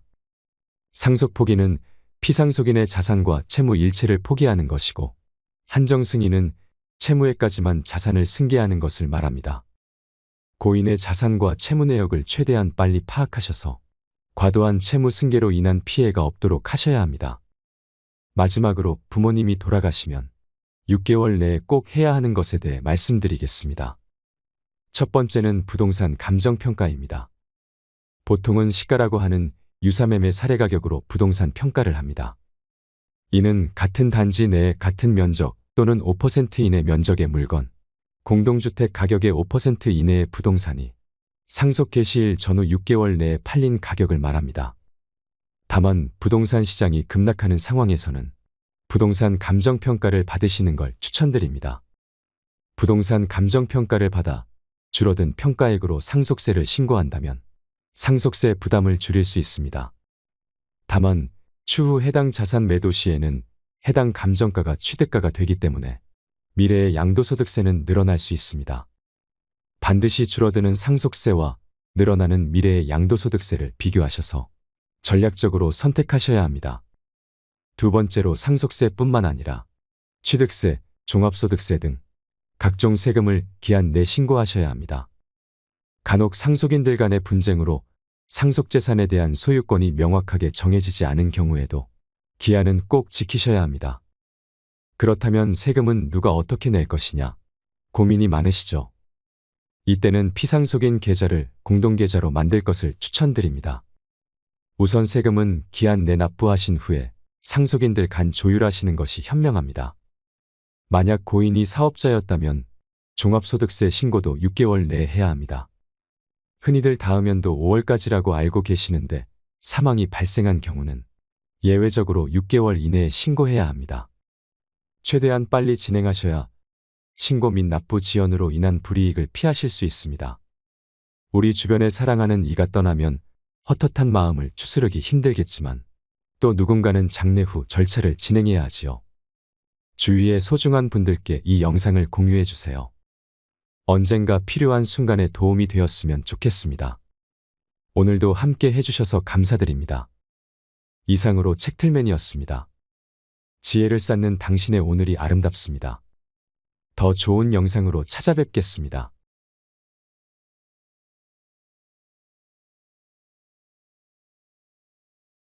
시부님이 딱 일어나서 수녀님 사실은 여기 우리 둘밖에 없다.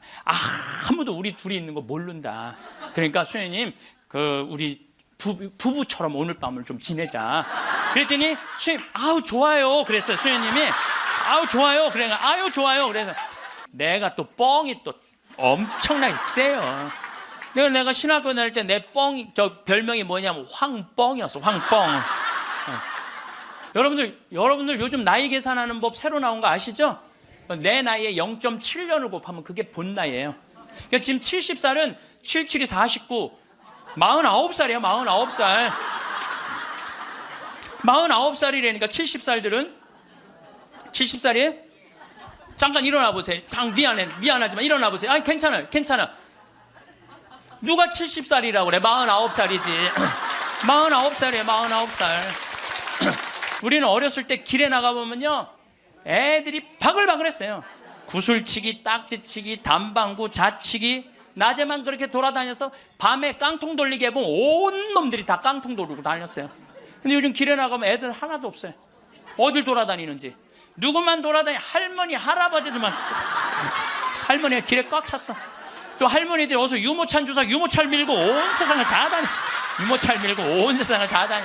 유모차를 밀고 무슨 놀이터, 슈퍼마켓. 그래서 여러분들 무슨 현상이 있느냐면요. 그 노인정 앞에 가보세요. 유모차가 10대씩 끝나고 나면 밀고 다 집에 가고. 이거 어떻게 할 거예요?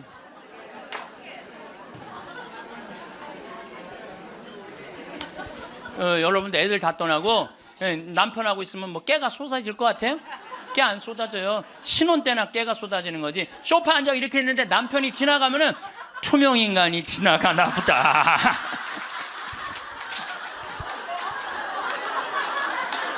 황창현 신부님의 행복 특강 지금 바로 시작하겠습니다. 오늘 영상은 황창현 신부님의 말센스가 더욱 돋보이는 강의입니다. 저도 한참을 웃으면서 시간 가는 줄 몰랐는데요. 유쾌함이 넘치는 말씀 속에서 삶의 지혜를 찾는 시간이 되시길 바랍니다. 영상 후반부에 병을 미리 막는 10가지 방법도 함께 들으시면 좋겠습니다. 영상이 마음에 드신다면 구독과 좋아요, 알림 설정 부탁드립니다. 참 예수님. 반갑습니다. 네, 우리 시작기도 바치고 강의 시작하도록 하겠습니다. 성부와 성자와 성령의 이름으로. 아멘. 인생이란 채우는 일과 비우는 일이다. 지식과 정보로 머리를 채우고 사랑으로 가슴을 채운다. 꿈을 채우고 지갑을 채우고 집을 채운다. 그러나 인생이란 비우는 것이 더 중요하다. 다른 사람들의 생각을 받아들이려면 머리를 비워야 한다.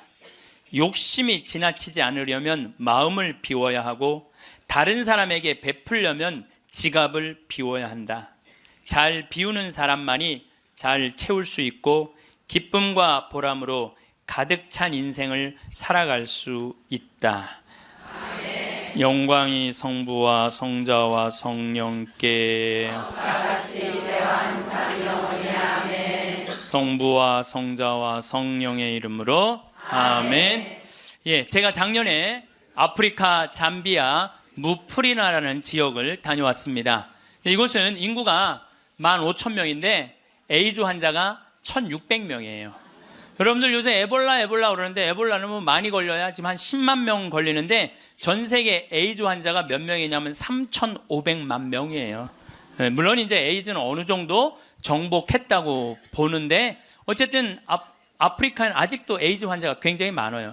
그 한 15,000명 사는데 인구가 한 1,600명이 에이즈에 걸려 있는 거예요. 그래서 수녀님들이, 그것도 우리나라 수녀님들이 이 에이즈 걸린 아이들이에요. 뭐 나이 먹은 사람은 이미 죽었고 에이즈 걸린 아이들 이렇게 약도 대주고 영양제도 대주고 그럽니다.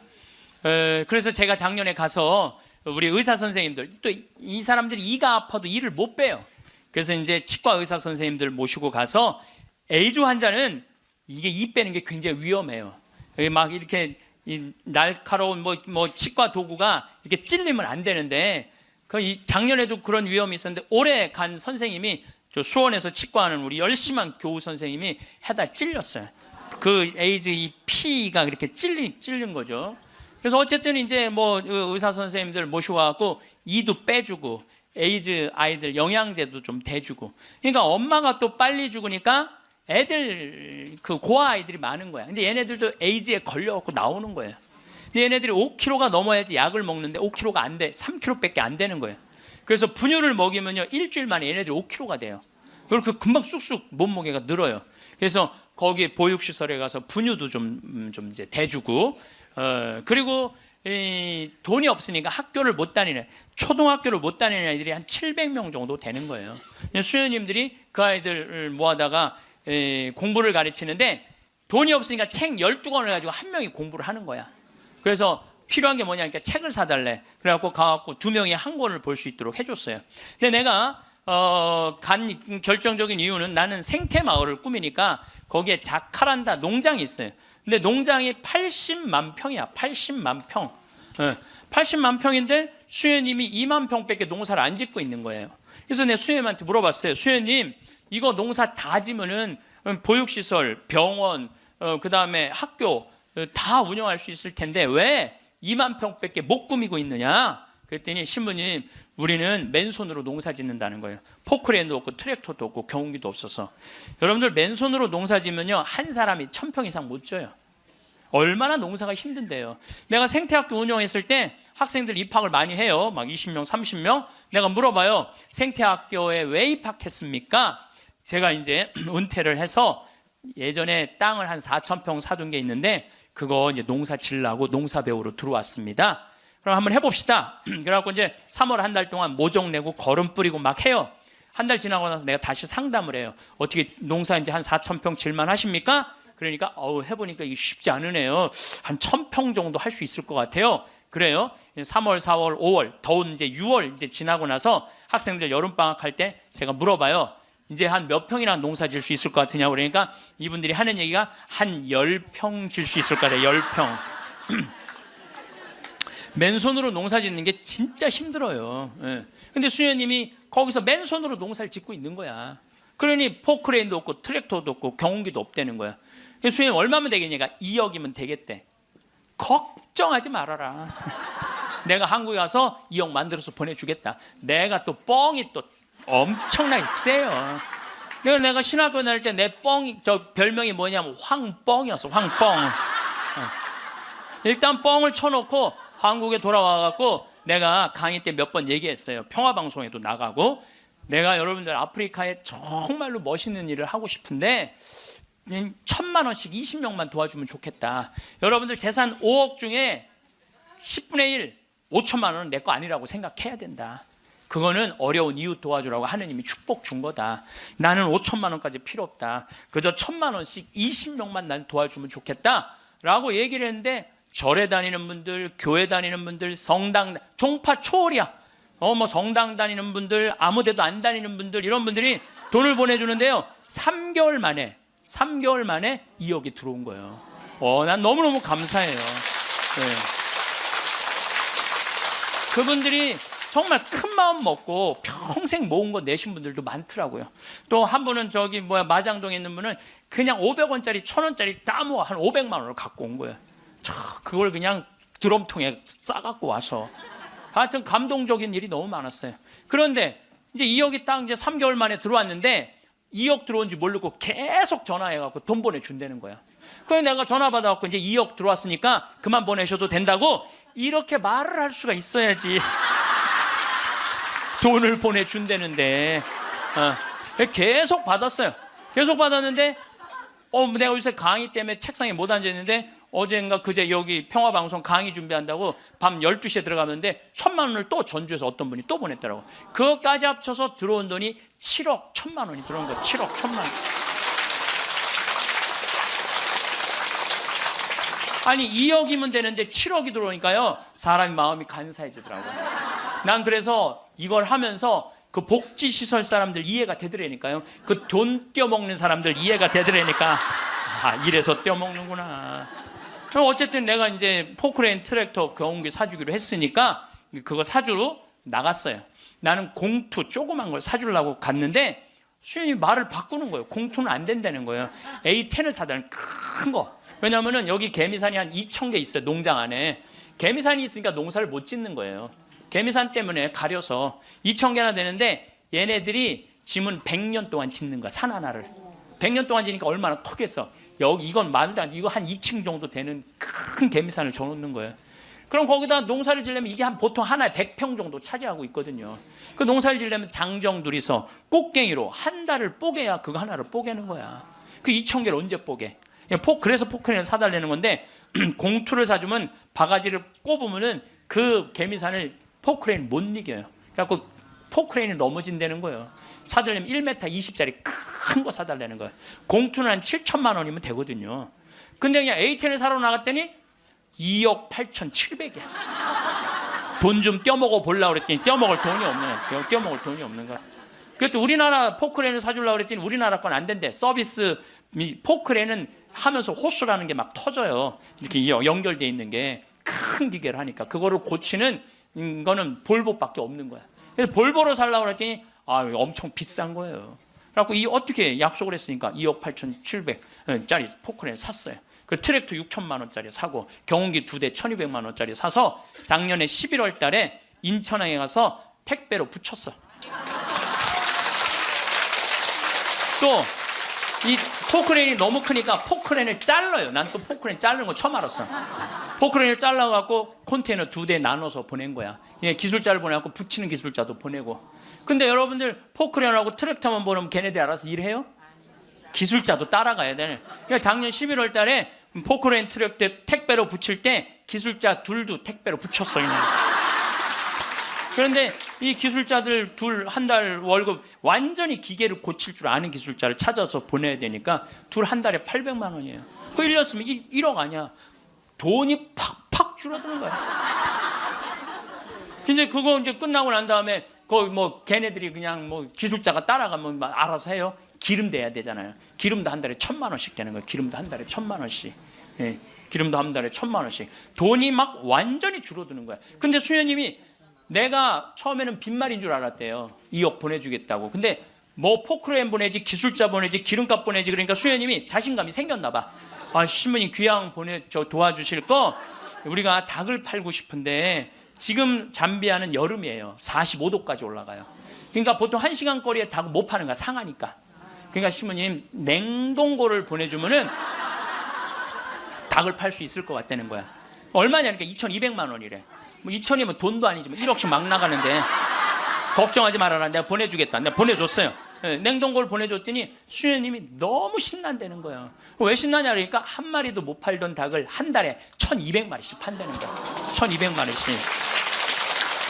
그런데 수녀님이 또 전화를 해서 신부님 문제가 생겼다는 거야. 무슨 문제가 생겼냐니까 닭을 너무 많이 팔다 보니까 닭장이 모자라는 닭장이. 닭장 줘달래, 닭장. 그래서 얼마면 되냐 하니까 1억이면 된대. 좋다. 이제 들어온 돈이 다 나가게 생긴 거 이제. 좋다. 닭장 줘주겠다. 그래서 작년에 이제 벽돌 찍는 기계, 닭털 뽑는 기계 다 보내줘서. 그래갖고 이번 여름에 대학생들 20명을 데리고 가서 닭장을 줘주고 왔어요. 내가 이번에 우리 대학생들 20명을 데려와서 너무너무 놀랐어요. 왜냐하면 엄마들이 얘네들 문제 있어서 얘네들 고생시킨다고 보냈는데 걔네들이 가서 일하는 걸 보는데요. 너무 잘하는 거예요. 너무 즐겁게. 그러니까 걔네들은 다 내가 보니까 몸으로 살 놈들을 머리로 살라고 그러니까 걔네들이 힘든 몸으로 사냐 얼마나 너무너무. 그래서 얘네들이 닭장 다 지어주고 닦아놓은 땅이 10만 평이야. 10만 평. 야, 나는 이번에 정말 감동받았어요. 그리고 이제 아줌마 3명이 따라갔어요. 한 70명이 지원을 했어요. 20명 데려가야 되는데 뭐 70대, 60대, 50대, 40대, 20대만 싹 뽑고 나머지는 다 이제 제하고 60대 아줌마 3만 모시고 갔어요. 지원한 분들. 왜 모시고 갔겠어요? 밥 해주는 거. 밥 해주는 거. 근데 그 3분도 음식을 너무너무 맛있게 잘하더라고요. 하여튼 이번에 근데 이제 그것만 한다고 되는 게 아니잖아요. 그 닭장은 기술이 필요하거든요. 그래서 이제 우리 생태마을에 그 집을 져주는 신자도 아니야. 그냥 산적같이 수염 이렇게 막 이런 사람한테 그 김 사장한테 당신 내가 한 달 월급 줄 테니 아프리카에서 닭장 져주고 오는데 기술자가 필요하니까 가서 닭장지로 가자. 그랬더니 이분이 하는 말이 신부님 무슨 말을 그렇게 하느냐고. 나도 저 친구들도 저렇게 한 달 봉사로 가는데 나도 가서 돈 안 받고 자원으로 하겠다는 거야. 그러니까 예수님이 주님 한다고 다 천국에 가는 게 아니다. 내 말을 실천하는 사람이라야 천국에 간다는 말. 나 그 김 사장을 보면서 그런 생각이 들더라고요. 가서 그러니까 이번 여름에 저도 이제 가서 싹 져주고 왔어요. 그랬더니 수녀님이 신부님 도대체 우리한테 왜 이러는 거냐는 거예요. 나 그 수녀님들 본 적이 없거든요. 근데 작년에 내가 가서 그 수녀님들을 보고 감동을 받은 거예요. 왜? 수녀님 10분이 잠비아에 가서 16년 동안 한국 수녀님들이 그들을 위해서 사는 거야. 그냥 뭐 샤워를 한번 하려고 그러면 물도 안 나와요. 그리고 여러분들 잠비아가 더운 게 아니에요. 6, 7월 달은요 추워요. 파카 입고 다녀야 돼요. 털옷 입고 다녀야 돼. 근데 샤워를 한번 해보려고 그러면 물이 그냥 나오다가 그냥 비눗물에 같이 떨어져. 멈추고. 그렇게 불편한 데를 수녀님 10분이 16년 동안.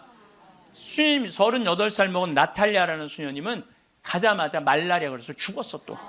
그냥 내가 무덤에 가봤더니 사진을 이렇게 해놨는데 예쁘게 생겼더라고 또.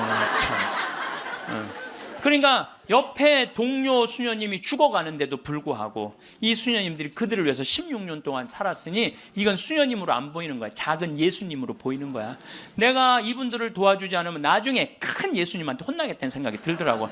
그래서 수녀님이 신부님 우리한테 도대체 왜 이러느냐고 그러길래 내가 한마디 했어. 수녀님 무슨 말을 그렇게 섭섭하게 하느냐고. 같은 업종에서 일을 하면서 무슨 말을 이렇게 섭섭하게 하느냐고. 수녀님도 하느님이라고 나도 하느님이라는데 내가 수녀님 도와주는 거 당연한 거 아니냐고. 그랬더니 수녀님이 또 전화를 해서 신부님 추장이 만나잔다는 거예요. 무슨 추장이 많냐. 아직도 잠비안 추장이 많대요. 근데 추장 한 분이 천주교 신자 추장이래요. 거기는 한 20%가 천주교 신자들 잠비안은. 근데 그 추장이 땅이 6억 평이 있대. 6억 평이 있대. 6억 평이. 그래서 수녀님 좋은 일 한다고 500헥타를 준다는 거예요. 그러니까 우리나라 150만 평, 450만 제곱미터 엄청난 큰 걸 준다는 거예요. 신부님이 어떻게 할까 전화를 했어요. 수녀님 그거 일단 받아두라고 그거. 그랬더니 이 창설자 수녀님이 독일 수녀님인데 이 수녀님 날 직접 찾아오셨어요. 신부님 다른 병원 운영하는 수녀님, 보육시설 운영하는 수녀님, 그 다음에 학교 운영하는 수녀님들은 일이 잘 진행이 되는 거예요. 근데 이 수녀님은 울고 다녔다는 거예요. 16년 동안. 땅이 한 면이 3.2km니까 어마어마하게 땅이 크더라고요. 80만 평이. 근데 이 넓은 거를 수녀님 무슨 재주로 해? 돈은 없지, 일은 하고 싶지. 16년 동안 울고 다녔다는 거예요. 근데 요즘 이 수녀님이 웃고 다닌다는. 그리고 친구 수녀들한테 이렇게 말한대요. 이것들아, 눈물로 씨 뿌리던 사람들이 기쁨으로 곡식을 거두리다. 이러고 다닌다는 거예요.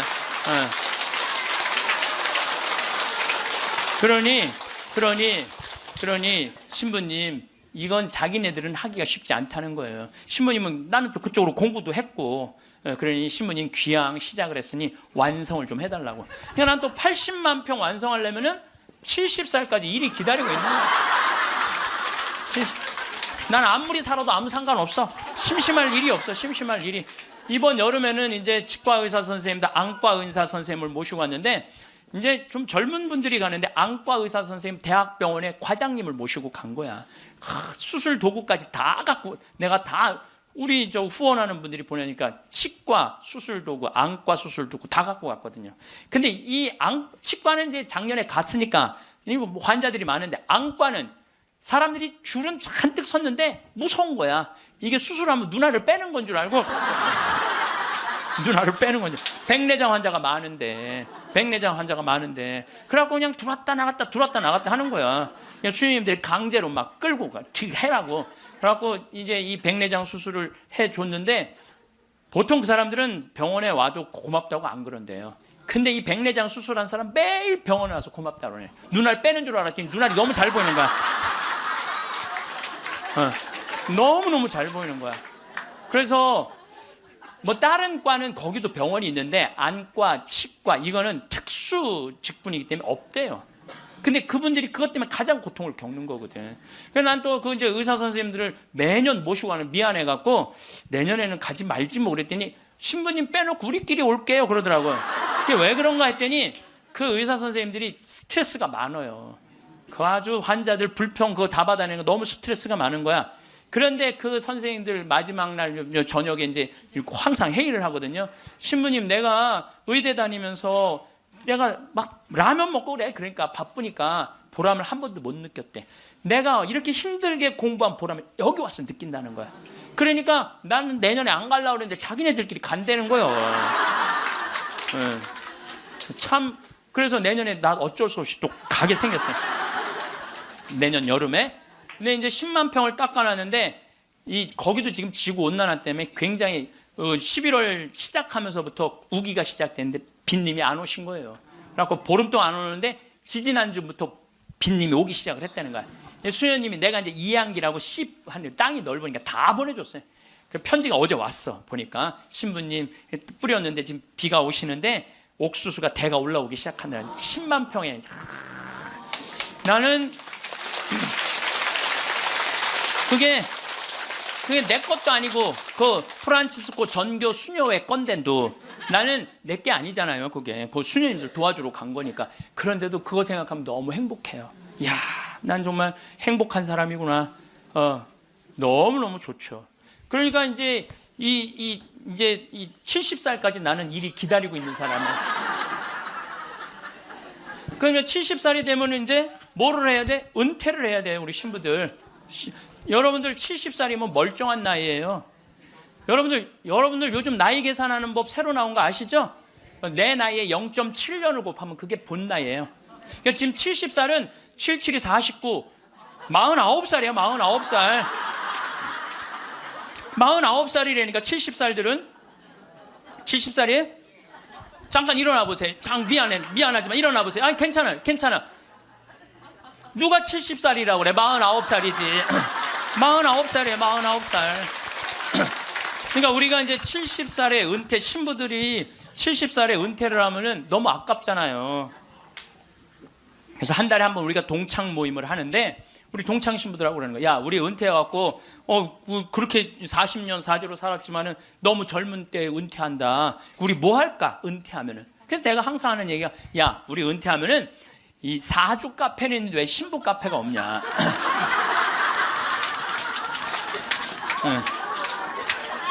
우리 신부 카페 하자. 신부 카페. 아니 요즘 사람들 마음 답답하면 사주 카페 가고 전보 커피 마시면서 전보잖아요. 그러니까 우리도 신부로, 여러분들 신부로 귀신의 애비로 40년을 살면요 웬만한 무당보다 나아요. 귀신의 애비로 40년 정도 살면 웬만한 무당보다 낫다니까요.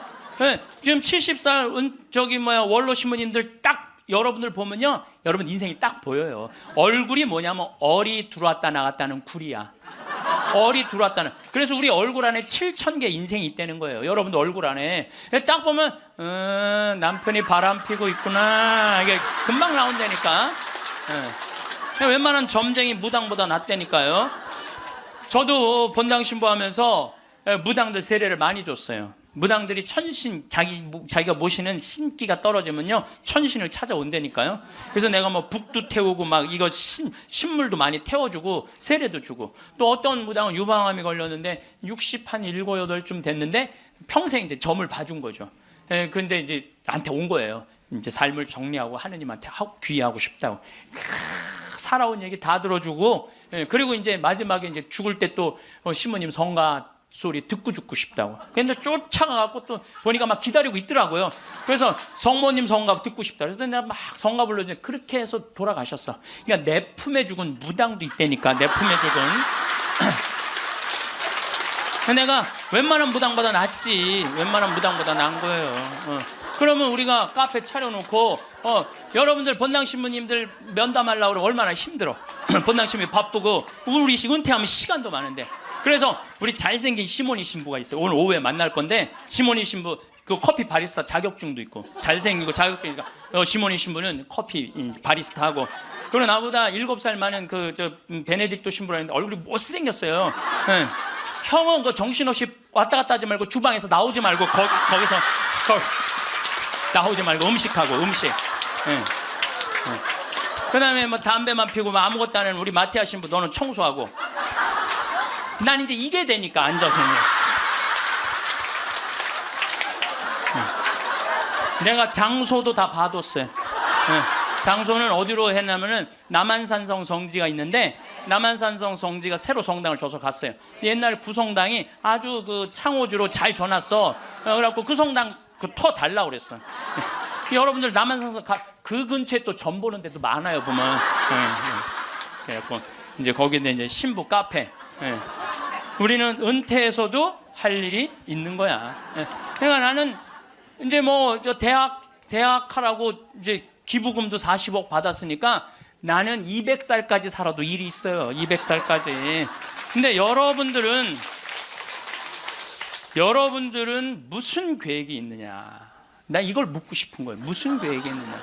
지금 60살 되신 분들은 100살까지 살아요. 100살. 50살 되신 분들은 110살까지 살아. 110살. 40대신 분들은 120살까지 살아. 120살. 제가 20년 전에 강의하러 다니면서 여러분들 이제 100세 시대가 옵니다.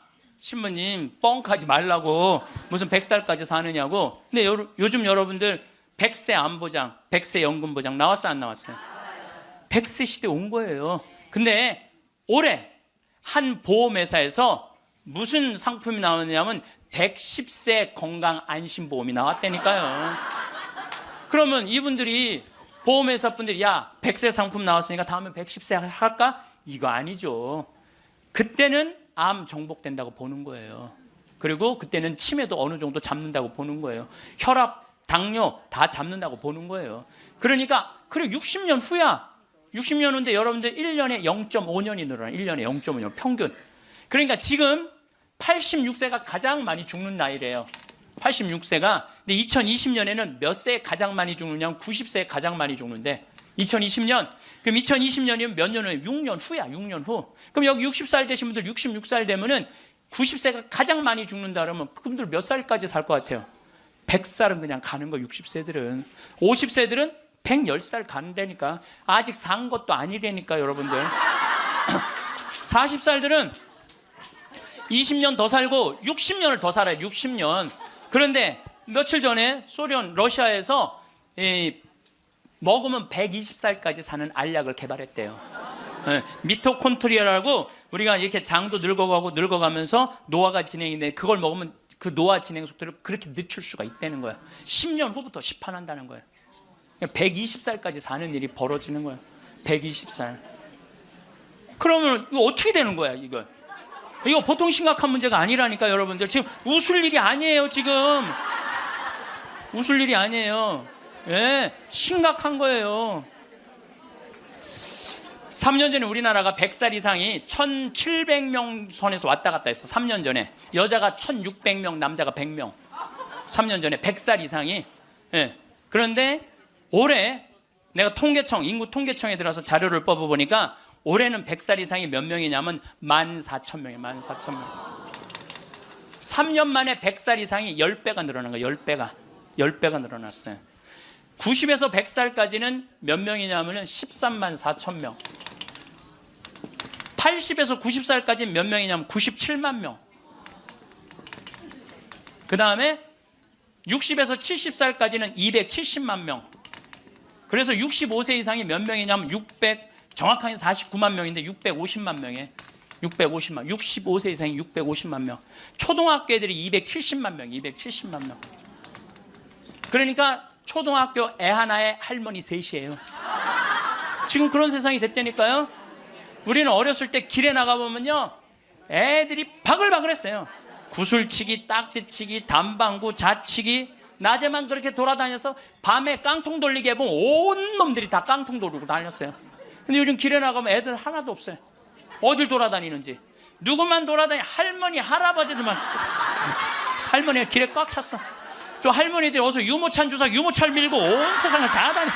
유모차를 밀고 온 세상을 다 다녀. 유모차를 밀고. 무슨 놀이터, 슈퍼마켓. 그래서 여러분들 무슨 현상이 있느냐면요. 무슨 현상이 있느냐면은 그 노인정 앞에 가보세요. 유모차가 10대씩 끝나고 나면 밀고 다 집에 가고. 이거 어떻게 할 거예요?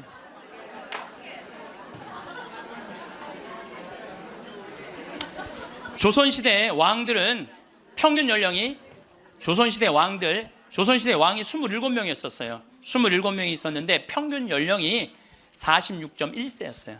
왕들이 길게 살아야 46. 왕자고 공주들, 관리 잘한 왕들은 46.1세. 관리 잘하는 왕자도 큰 왕자들 있잖아요. 왕 못된 왕자들. 그거 평균 나이라면 36세야. 평민들은 조선시대 35세. 평균 나이 35세. 그때는요, 아무 문제가 없었어요. 그때는 35세. 그러니까 20살에 결혼을 해갖고 35세 주고 40이나 그러면요, 이땐 갈등도 하나도 없어. 20살에 결혼해갖고 3년 애 하나씩 낳으면은 한 7나타가 죽는 거야. 7명 나타가 죽는 거예요. 그렇죠? 네. 삶의 계획이 뭐가 필요해? 그리고 마지막 막내는 놔놓고 누구한테 맡기느냐면 장남한테 맡기고 죽는 거예요. 네. 장남한테 맡기고 죽는 거예요. 네. 계획 세울 필요가 없어요. 근데 지금은 안 죽어. 이게 보통 심각한 문제가 아니에요. 이게 안 죽는 바람에 모든 문제가 다 생기는 거야. 안 죽는 바람에. 여러분 요즘 연금 얘기 참 많이 나오죠? 연금 공무원들이 20년 의무로 내면은 그 다음부터는 받아 먹을 수 있는 거예요. 그럼 20년 냈으면은 20년만 받아 먹어야지. 120살까지는 몇 년 받아 먹을 것 같아요? 60년 받아 먹는 거. 60년. 여러분들 나라 망할 것 같아요? 안 망할 것 같아요? 망하게 돼 있어요. 이거는 불보듯 뻔한 거예요. 그리스, 스페인 그래서 망한 거예요. 그래갖고 좀 나라 이제 자식들을 위해서 좀 후손들을 위해서 연금 좀 깎자고 지금 국회에서 정부에서 그러는 거 아니에요? 계산 뻔히 나오니까 연금 깎자고 그랬더니 깎으려는 연금은 안 깎고 머리 깎고 안 된다고 그냥.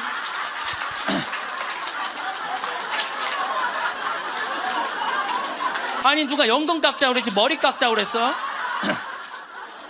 그런데 여러분들 이게 웃지도 울지도 못할 일이에요.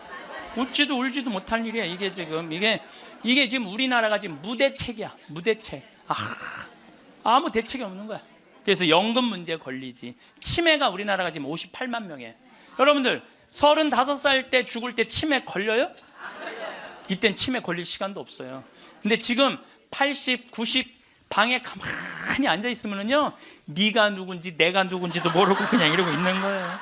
네가 누군지 내가 누군지도 모르고. 그러면 치매가 이렇게 있으면은 이 한 집에 5, 6 매달려 있다고 보면은 300만 명이 치매 때문에 고통을 겪고 있는 거예요. 모든 문제는 안 죽어서 생기는 문제예요. 그리고 난 정치인들도 보면 참 머리 나빠. 여러분들 65세가 650만 명, 50세까지 되면 거의 1000만 명인데 이제는요 진보가 보수를 이길 수가 없어요. 진보가 보수를 이길 수, 늙으면 보수로 될 수밖에 없거든. 그러니까 노인들은 또 투표를 또 얼마나 열심히 해요. 똑같이 찍잖아. 이게 무슨 얘기냐면은 사회가 변할 가능성이 없다는 거예요. 젊은 사람이 많이 나와야지 사회가 변하고 발전하는데, 나이를 먹어가는 사람이 그 사회의 주축을 이루고 있잖아요. 그렇다고 죽으라고 그럴 수도 없고 살라고 그럴 수도 없고. 그러니까 결국은 누가 변해야 되냐면은 여러분들이 변해야 되는 거예요. 내가 삶을 어떻게 살아갈 것이냐, 이거 보통 생각해야 되는 거 아니에요. 그냥 진짜 웃을 일이 아니라니까요. 지금 여러분들 웃을 일이 아니에요. 그런데 우리나라가 65세 이상 노인들이 OECD 국가 중에 가장 가난해. 가장 가난해. 근데 여러분들 왜 가난한 줄 알아요? 국가가 잘못해서 가난했을 것 같아요? 천만의 말씀. 우리나라가 프랑스보다 교육비를 몇 배를 더 쓰냐면 9배를 더 써요. 프랑스보다 9배 더 써요. 미국보다 교육비를 몇 배 쓰는 3배를 더 써, 3배를.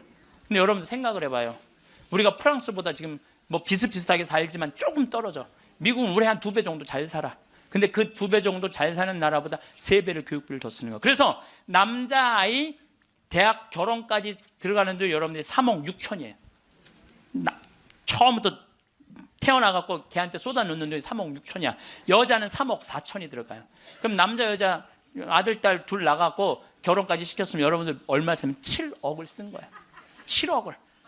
셋 낳았으면 10억을 쓴 거야. 10억. 그러니까 애를 낳아요. 그래서 애도 안 낳는 거예요. 이놈의 교육 때문에 애도 안 낳는 거예요. 그러니까 애가 안 나오면 나라는 어떻게 되겠어요? 이게 머리가 복잡해요.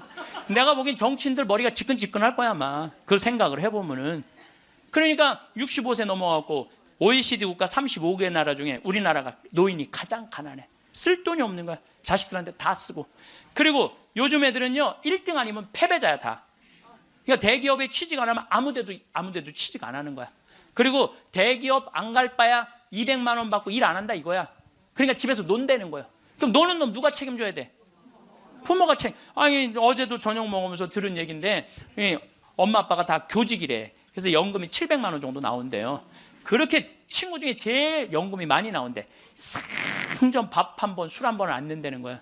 친구들이 막 욕을 한다는 거야. 너는 이 새끼야 밥 한 번 안 사냐. 그렇게 연금이 많은데, 근데 한 친구한테 술 한 번 하자 그러면서 울면서 그러더래요.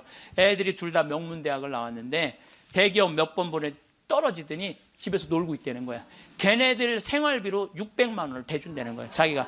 그 자기네들이 100만 원을 가지고 쓴다는 거. 100만 원을 가지고. 그러니까 친구들 뭐 사주고 싶어도 사줄 수가 없다는 거예요. 100만 원 갖고 생활해야 되니까. 이게 지금 대한민국이 지금 정신이 나가도 한참 나간 거예요. 보통 문제가 아니라니까요. 안 죽어서 문제, 애들 일 안 해서 문제, 애 안 낳아서 문제. 참 큰 문제야. 그러니까 여러분들은 내가 어떻게 살아갈 것인가, 이 계획을 잘 세우셔야 돼요. 잘 세우셔야 돼. 예.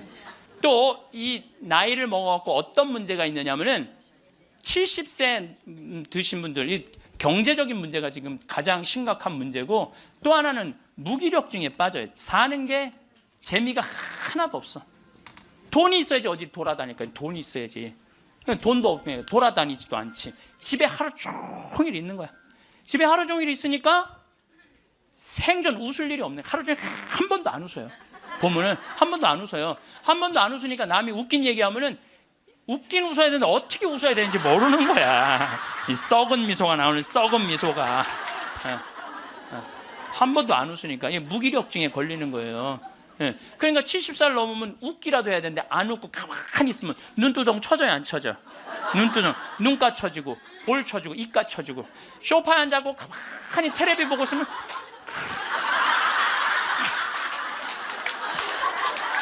소파에 앉아고 텔레비만 째려보고 있는 거야.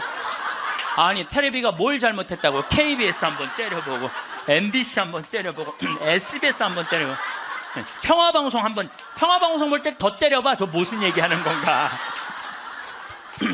뭐 애들 다 떠나고 여러분들 애들 다 떠나고 남편하고 있으면 뭐 깨가 쏟아질 것 같아요?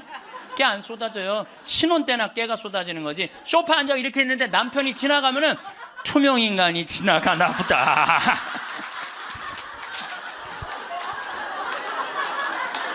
그 사는 게 재미가 하나도 없는 거예요.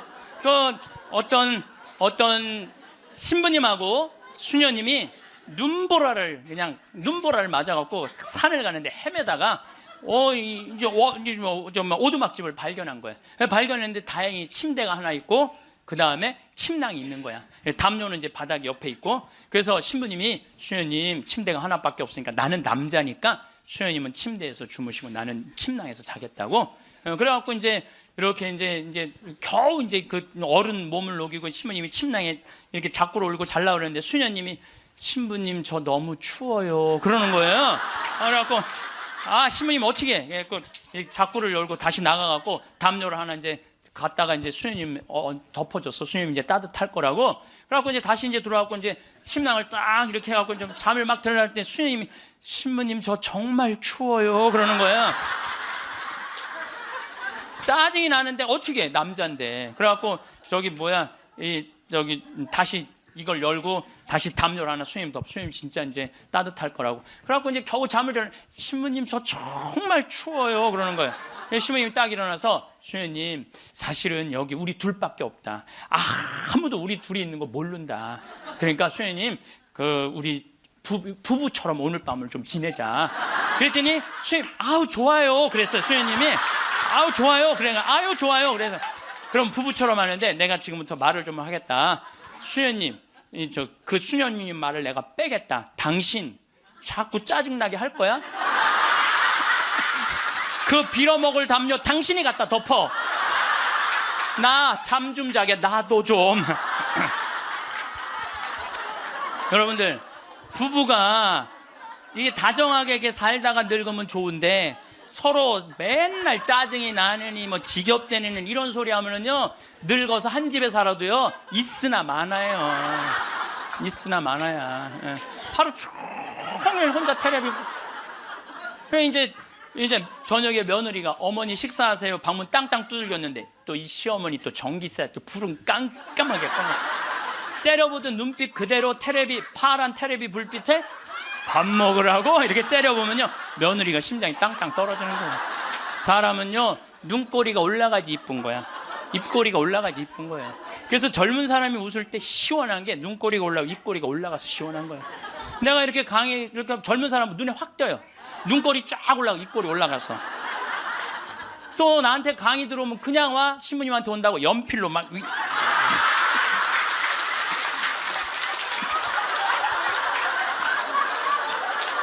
그런데 할머니들은 아무리 그려도 이게 떨어져요.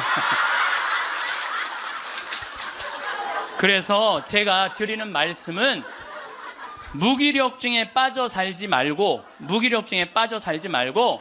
해만 뜨면 집을 나가라는 거예요. 내가 나이가 먹은 분들은요 무조건 해만 뜨면 집에 있으면 절대 안 돼요. 해만 뜨면 그리고 나이 70살 80살 넘어서 집을 나가주는 게 예의야. 예의. 집에 있으면 안 된다니까요. 그리고 가끔 1박 2일씩 사라져주는 것도 예의에 사라져주는 거.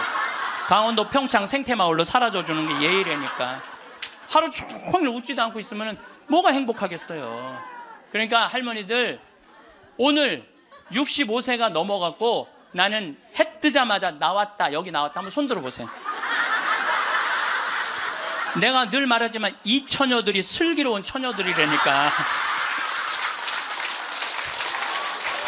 이 처녀들이 슬기로운 처녀들인 거예요. 그래서 신부님 돈이 있어야지 나가 돌아다니죠. 집 잡혀라. 집을 잡혀라. 그래서 집 잡혀서 경복궁도 가고 덕수궁도 가고 온양온천도 가고 춘천도 가고 맛있는 것도 사 먹고 친구들하고 어울려서 평창 생태마을도 오고 돌아다닐 수 있을 때까지 돌아다니는 거예요. 그래갖고 집 잡혀갖고 돌아다닐 수 있을 때까지 다니는 할머니들은 죽을 때 어떻게 죽는지 아세요? 아니에요. 그건 아니고 씩 웃고 죽는 것도 죽는 거지만은 돌아다닐 수 있을 때까지 돌아다니는 할머니들은 죽을 때 어떻게 죽느냐면 지쳐서 죽어요. 지쳐서.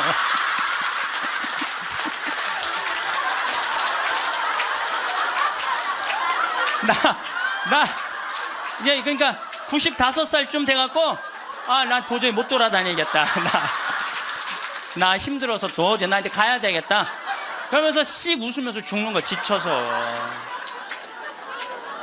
근데 어떤 사람들이 사람을 미치게 만드느냐 하면 돈 쓰는 거 무서워갖고 뒷방에 가만히 앉아 있는 거예요. 뒷방에 가만히 앉아 있으면은 여러분들 그 다음에 허벅지 근육이 풀려요. 허벅지 근육이 풀리면 그 다음에 하는 일은 누워서 똥 싸는 거예요. 똥 싸는 거예요. 그 다음에 그 집에 할머니가 똥을 싸기 시작하면 그 집은 기쁨은 다 사라지는 거예요. 냄새가 얼마나 기분 나쁘게 하겠어요. 본인도 괴롭지만 그걸 옆에서 지켜보는 사람들. 그러니까 여러분들 자식을 위하는 거는요, 자식 걱정하는 게 아니에요. 자식을 위하는 건 내가 마지막까지 죽기 직전까지 내 발로 화장실 가주는 게 정말 자식을 위하는 거예요. 그러니까 마지막까지 화장실을 가주기 위해서는 뭐 해야 돼? 운동해야 된다. 운동. 제가 말씀드리는 거 운동. 네, 운동. 여러분들 2살 때 자랑스러운 게 뭔지 알아요? 똥오줌 가르는 거예요. 2살 때 자랑스러운 건 똥오줌 가르는 거예요. 3살 때 자랑스러운 건 뭐냐면 이가 나는 게 자랑스러운 거예요. 그렇죠? 12살 때 자랑스러운 건 뭐냐면 또래 친구가 있는 게 자랑스러운 거. 그때 엄마 아빠 필요 없어. 또래 애들이랑 막 뛰어놀고 다녀. 18살 때 자랑스러운 건 운전을 할 줄 아는 게 자랑스러운 거예요. 20살 때 20대 때 자랑스러운 건 애인이 있는 게 자랑스러운 거예요. 애인이 있는 게 35살 때 자랑스러운 건 돈을 버는 게 자랑스러운 거예요. 50살 때 자랑스러운 건 뭐가 자랑스러운? 돈이 많은 게 자랑스러워요. 60살 때 자랑스러운 건 뭐가 자랑스러운지 알아? 애인이 있는 게 자랑스러워. 그때도 애인이 있어 자랑스러운 거예요. 70세 때 자랑스러운 건 뭔지? 운전을 할 줄 아는 게 자랑스러워. 75살에 자랑스러운 건 같이 여행 다닐 친구가 있는 거, 같이 밥 먹을 수 있는 친구가 있는 게 자랑스러워요. 80세 때 자랑스러운 건 뭔지 아세요? 이가 남아있는 게 자랑스러워. 이가 남아있는 게. 85세 자랑스러운 게 뭔지 알아요? 똥오줌을 가릴 줄 아는 게 자랑스러운 거예요. 85이 돼서도 내가 똥오줌을 가릴 수 있다. 그건 자식들한테 최고의 선물이에요. 그래서 뭐를 하라? 운동을 해라. 이 운동 얘기부터는 다음에 내가 강의를 여러분들한테 하도록 하겠습니다. 마침 기도 바치겠습니다. 성부와 성자와 성령의 이름으로. 큰 재산은 소심한 사람에게 걸맞지 않다. 집에서 말씀입니다.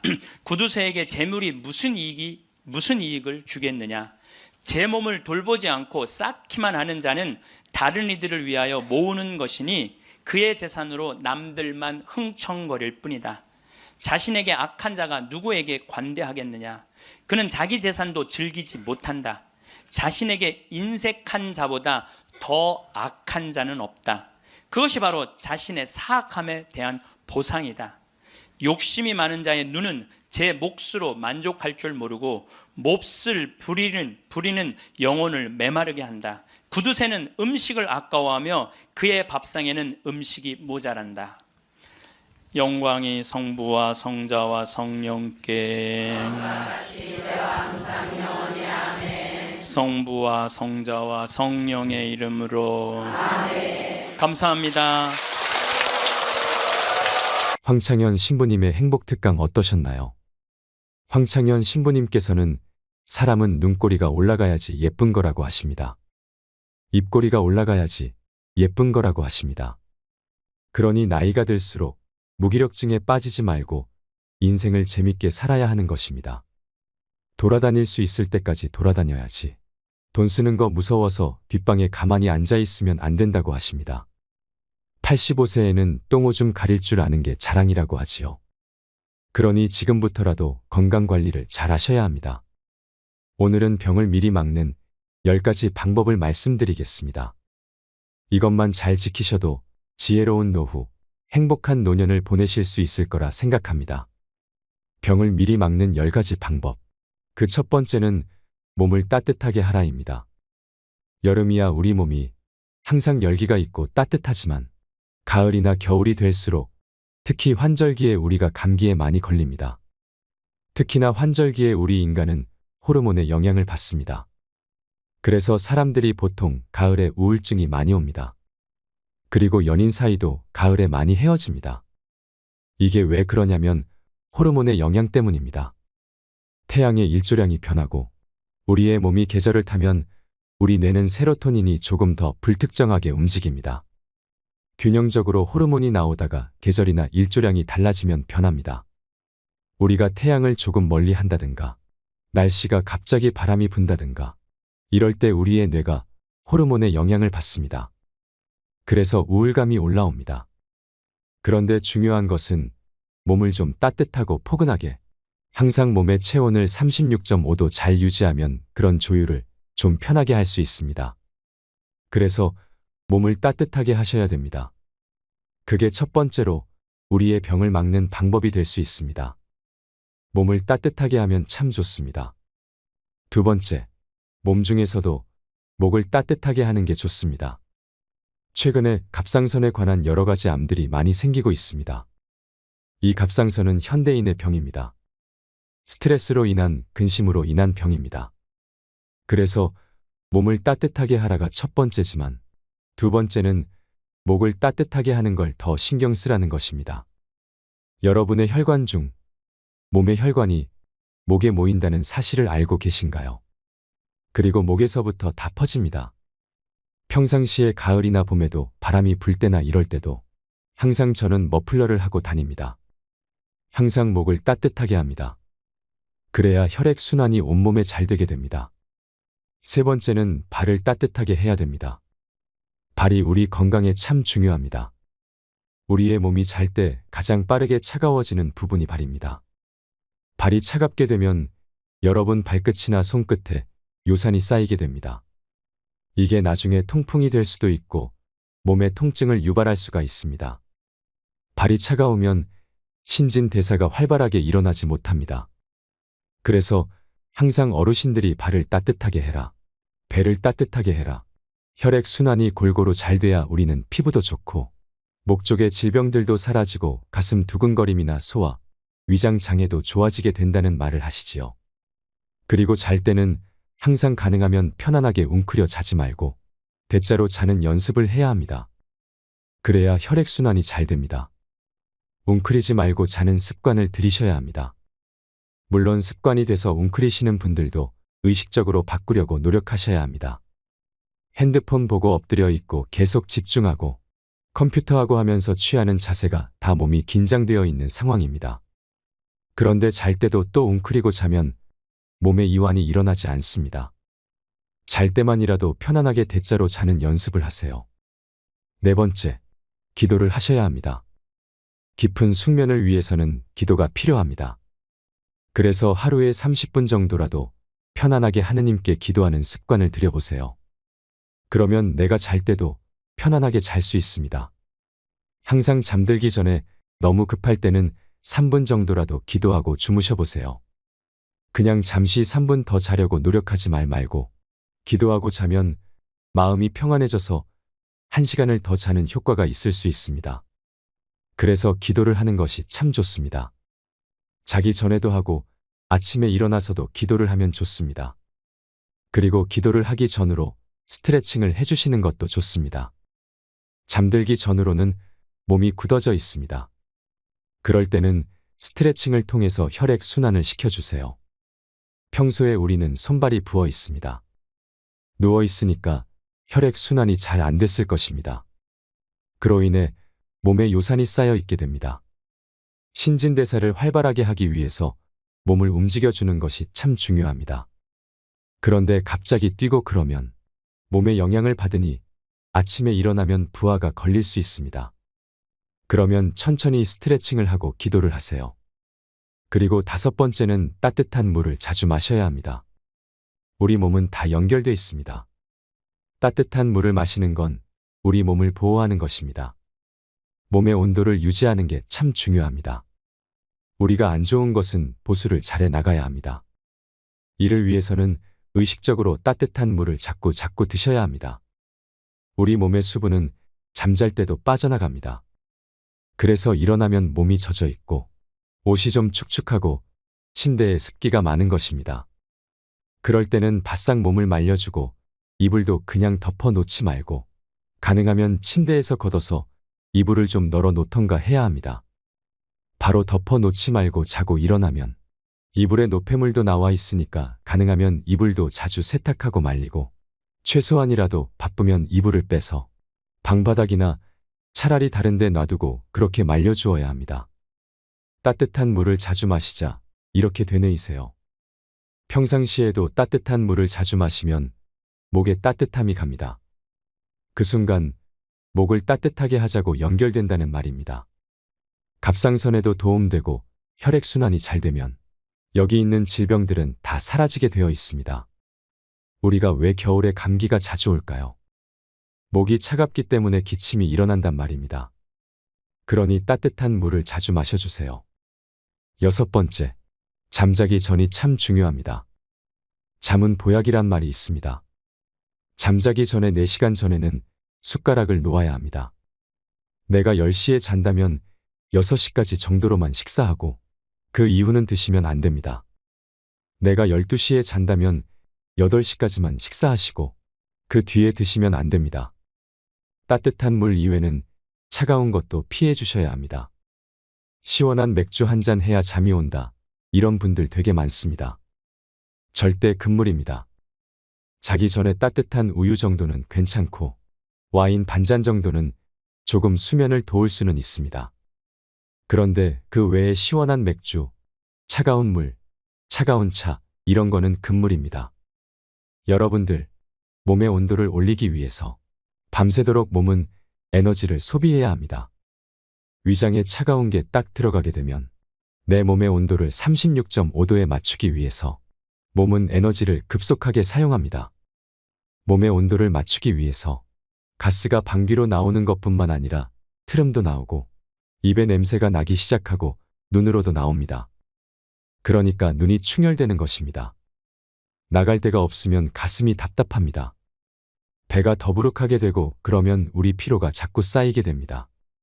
젖산이 쌓이고 피로 회복이 힘들어집니다. 그러니까 잠자기 4시간 전에는 위장을 비워주는 게 좋습니다. 그리고 7번째, 소변을 참지 마세요. 소변을 참으면 의외로 여러분 건강이 안 좋아집니다. 미리미리 비워주는 게 좋습니다. 방광을 비워주셔야 합니다. 열의 9명인 90%가 방광염이 여성한테 생깁니다.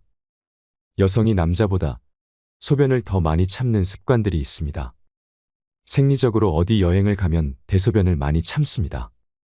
여성분들이 예민하기 때문에 남성보다는 소변을 참는 경향이 크다고 합니다. 머무는 곳이나 화장실이나 특히 이런 데 더 예민한 분들이 있습니다. 심리적으로 여성이 그렇다고 합니다. 여성분들에게 절대 소변 참지 마라고 말씀드리고 싶습니다. 수시로 화장실에 가서 소변을 비워주세요. 소변이 우리 몸속에 있으면 건강에 참 안 좋습니다. 특히 여성은 남성에 비해서 생리적으로 지렴이나 요도가 짧기 때문에 질병에 걸릴 확률이 더 많습니다. 그래서 방광염은 10명 중에 9명이 여성입니다. 그래서 여러분도 내가 소변 참지 않겠다라고 마음 먹고 특히나 잠들기 전에는 꼭 화장실에 가서 방광을 비워주셔야 합니다. 그러면 전체적으로 노폐물이 밤새도록 또 소변에 쌓이게 되고 노폐물을 걸러주는 역할을 하게 되니까 여러 가지 질병들이 예방될 수 있습니다. 귀찮다 생각하면 안 됩니다. 화장실은 나를 깨끗이 정화해주는 장소다 생각하셔야 합니다. 7번째, 혀를 자주 돌려라입니다. 이건 여러분이 잘 안 해봤을 겁니다. 혀를 이렇게 해서 자주 돌리는 게 좋습니다.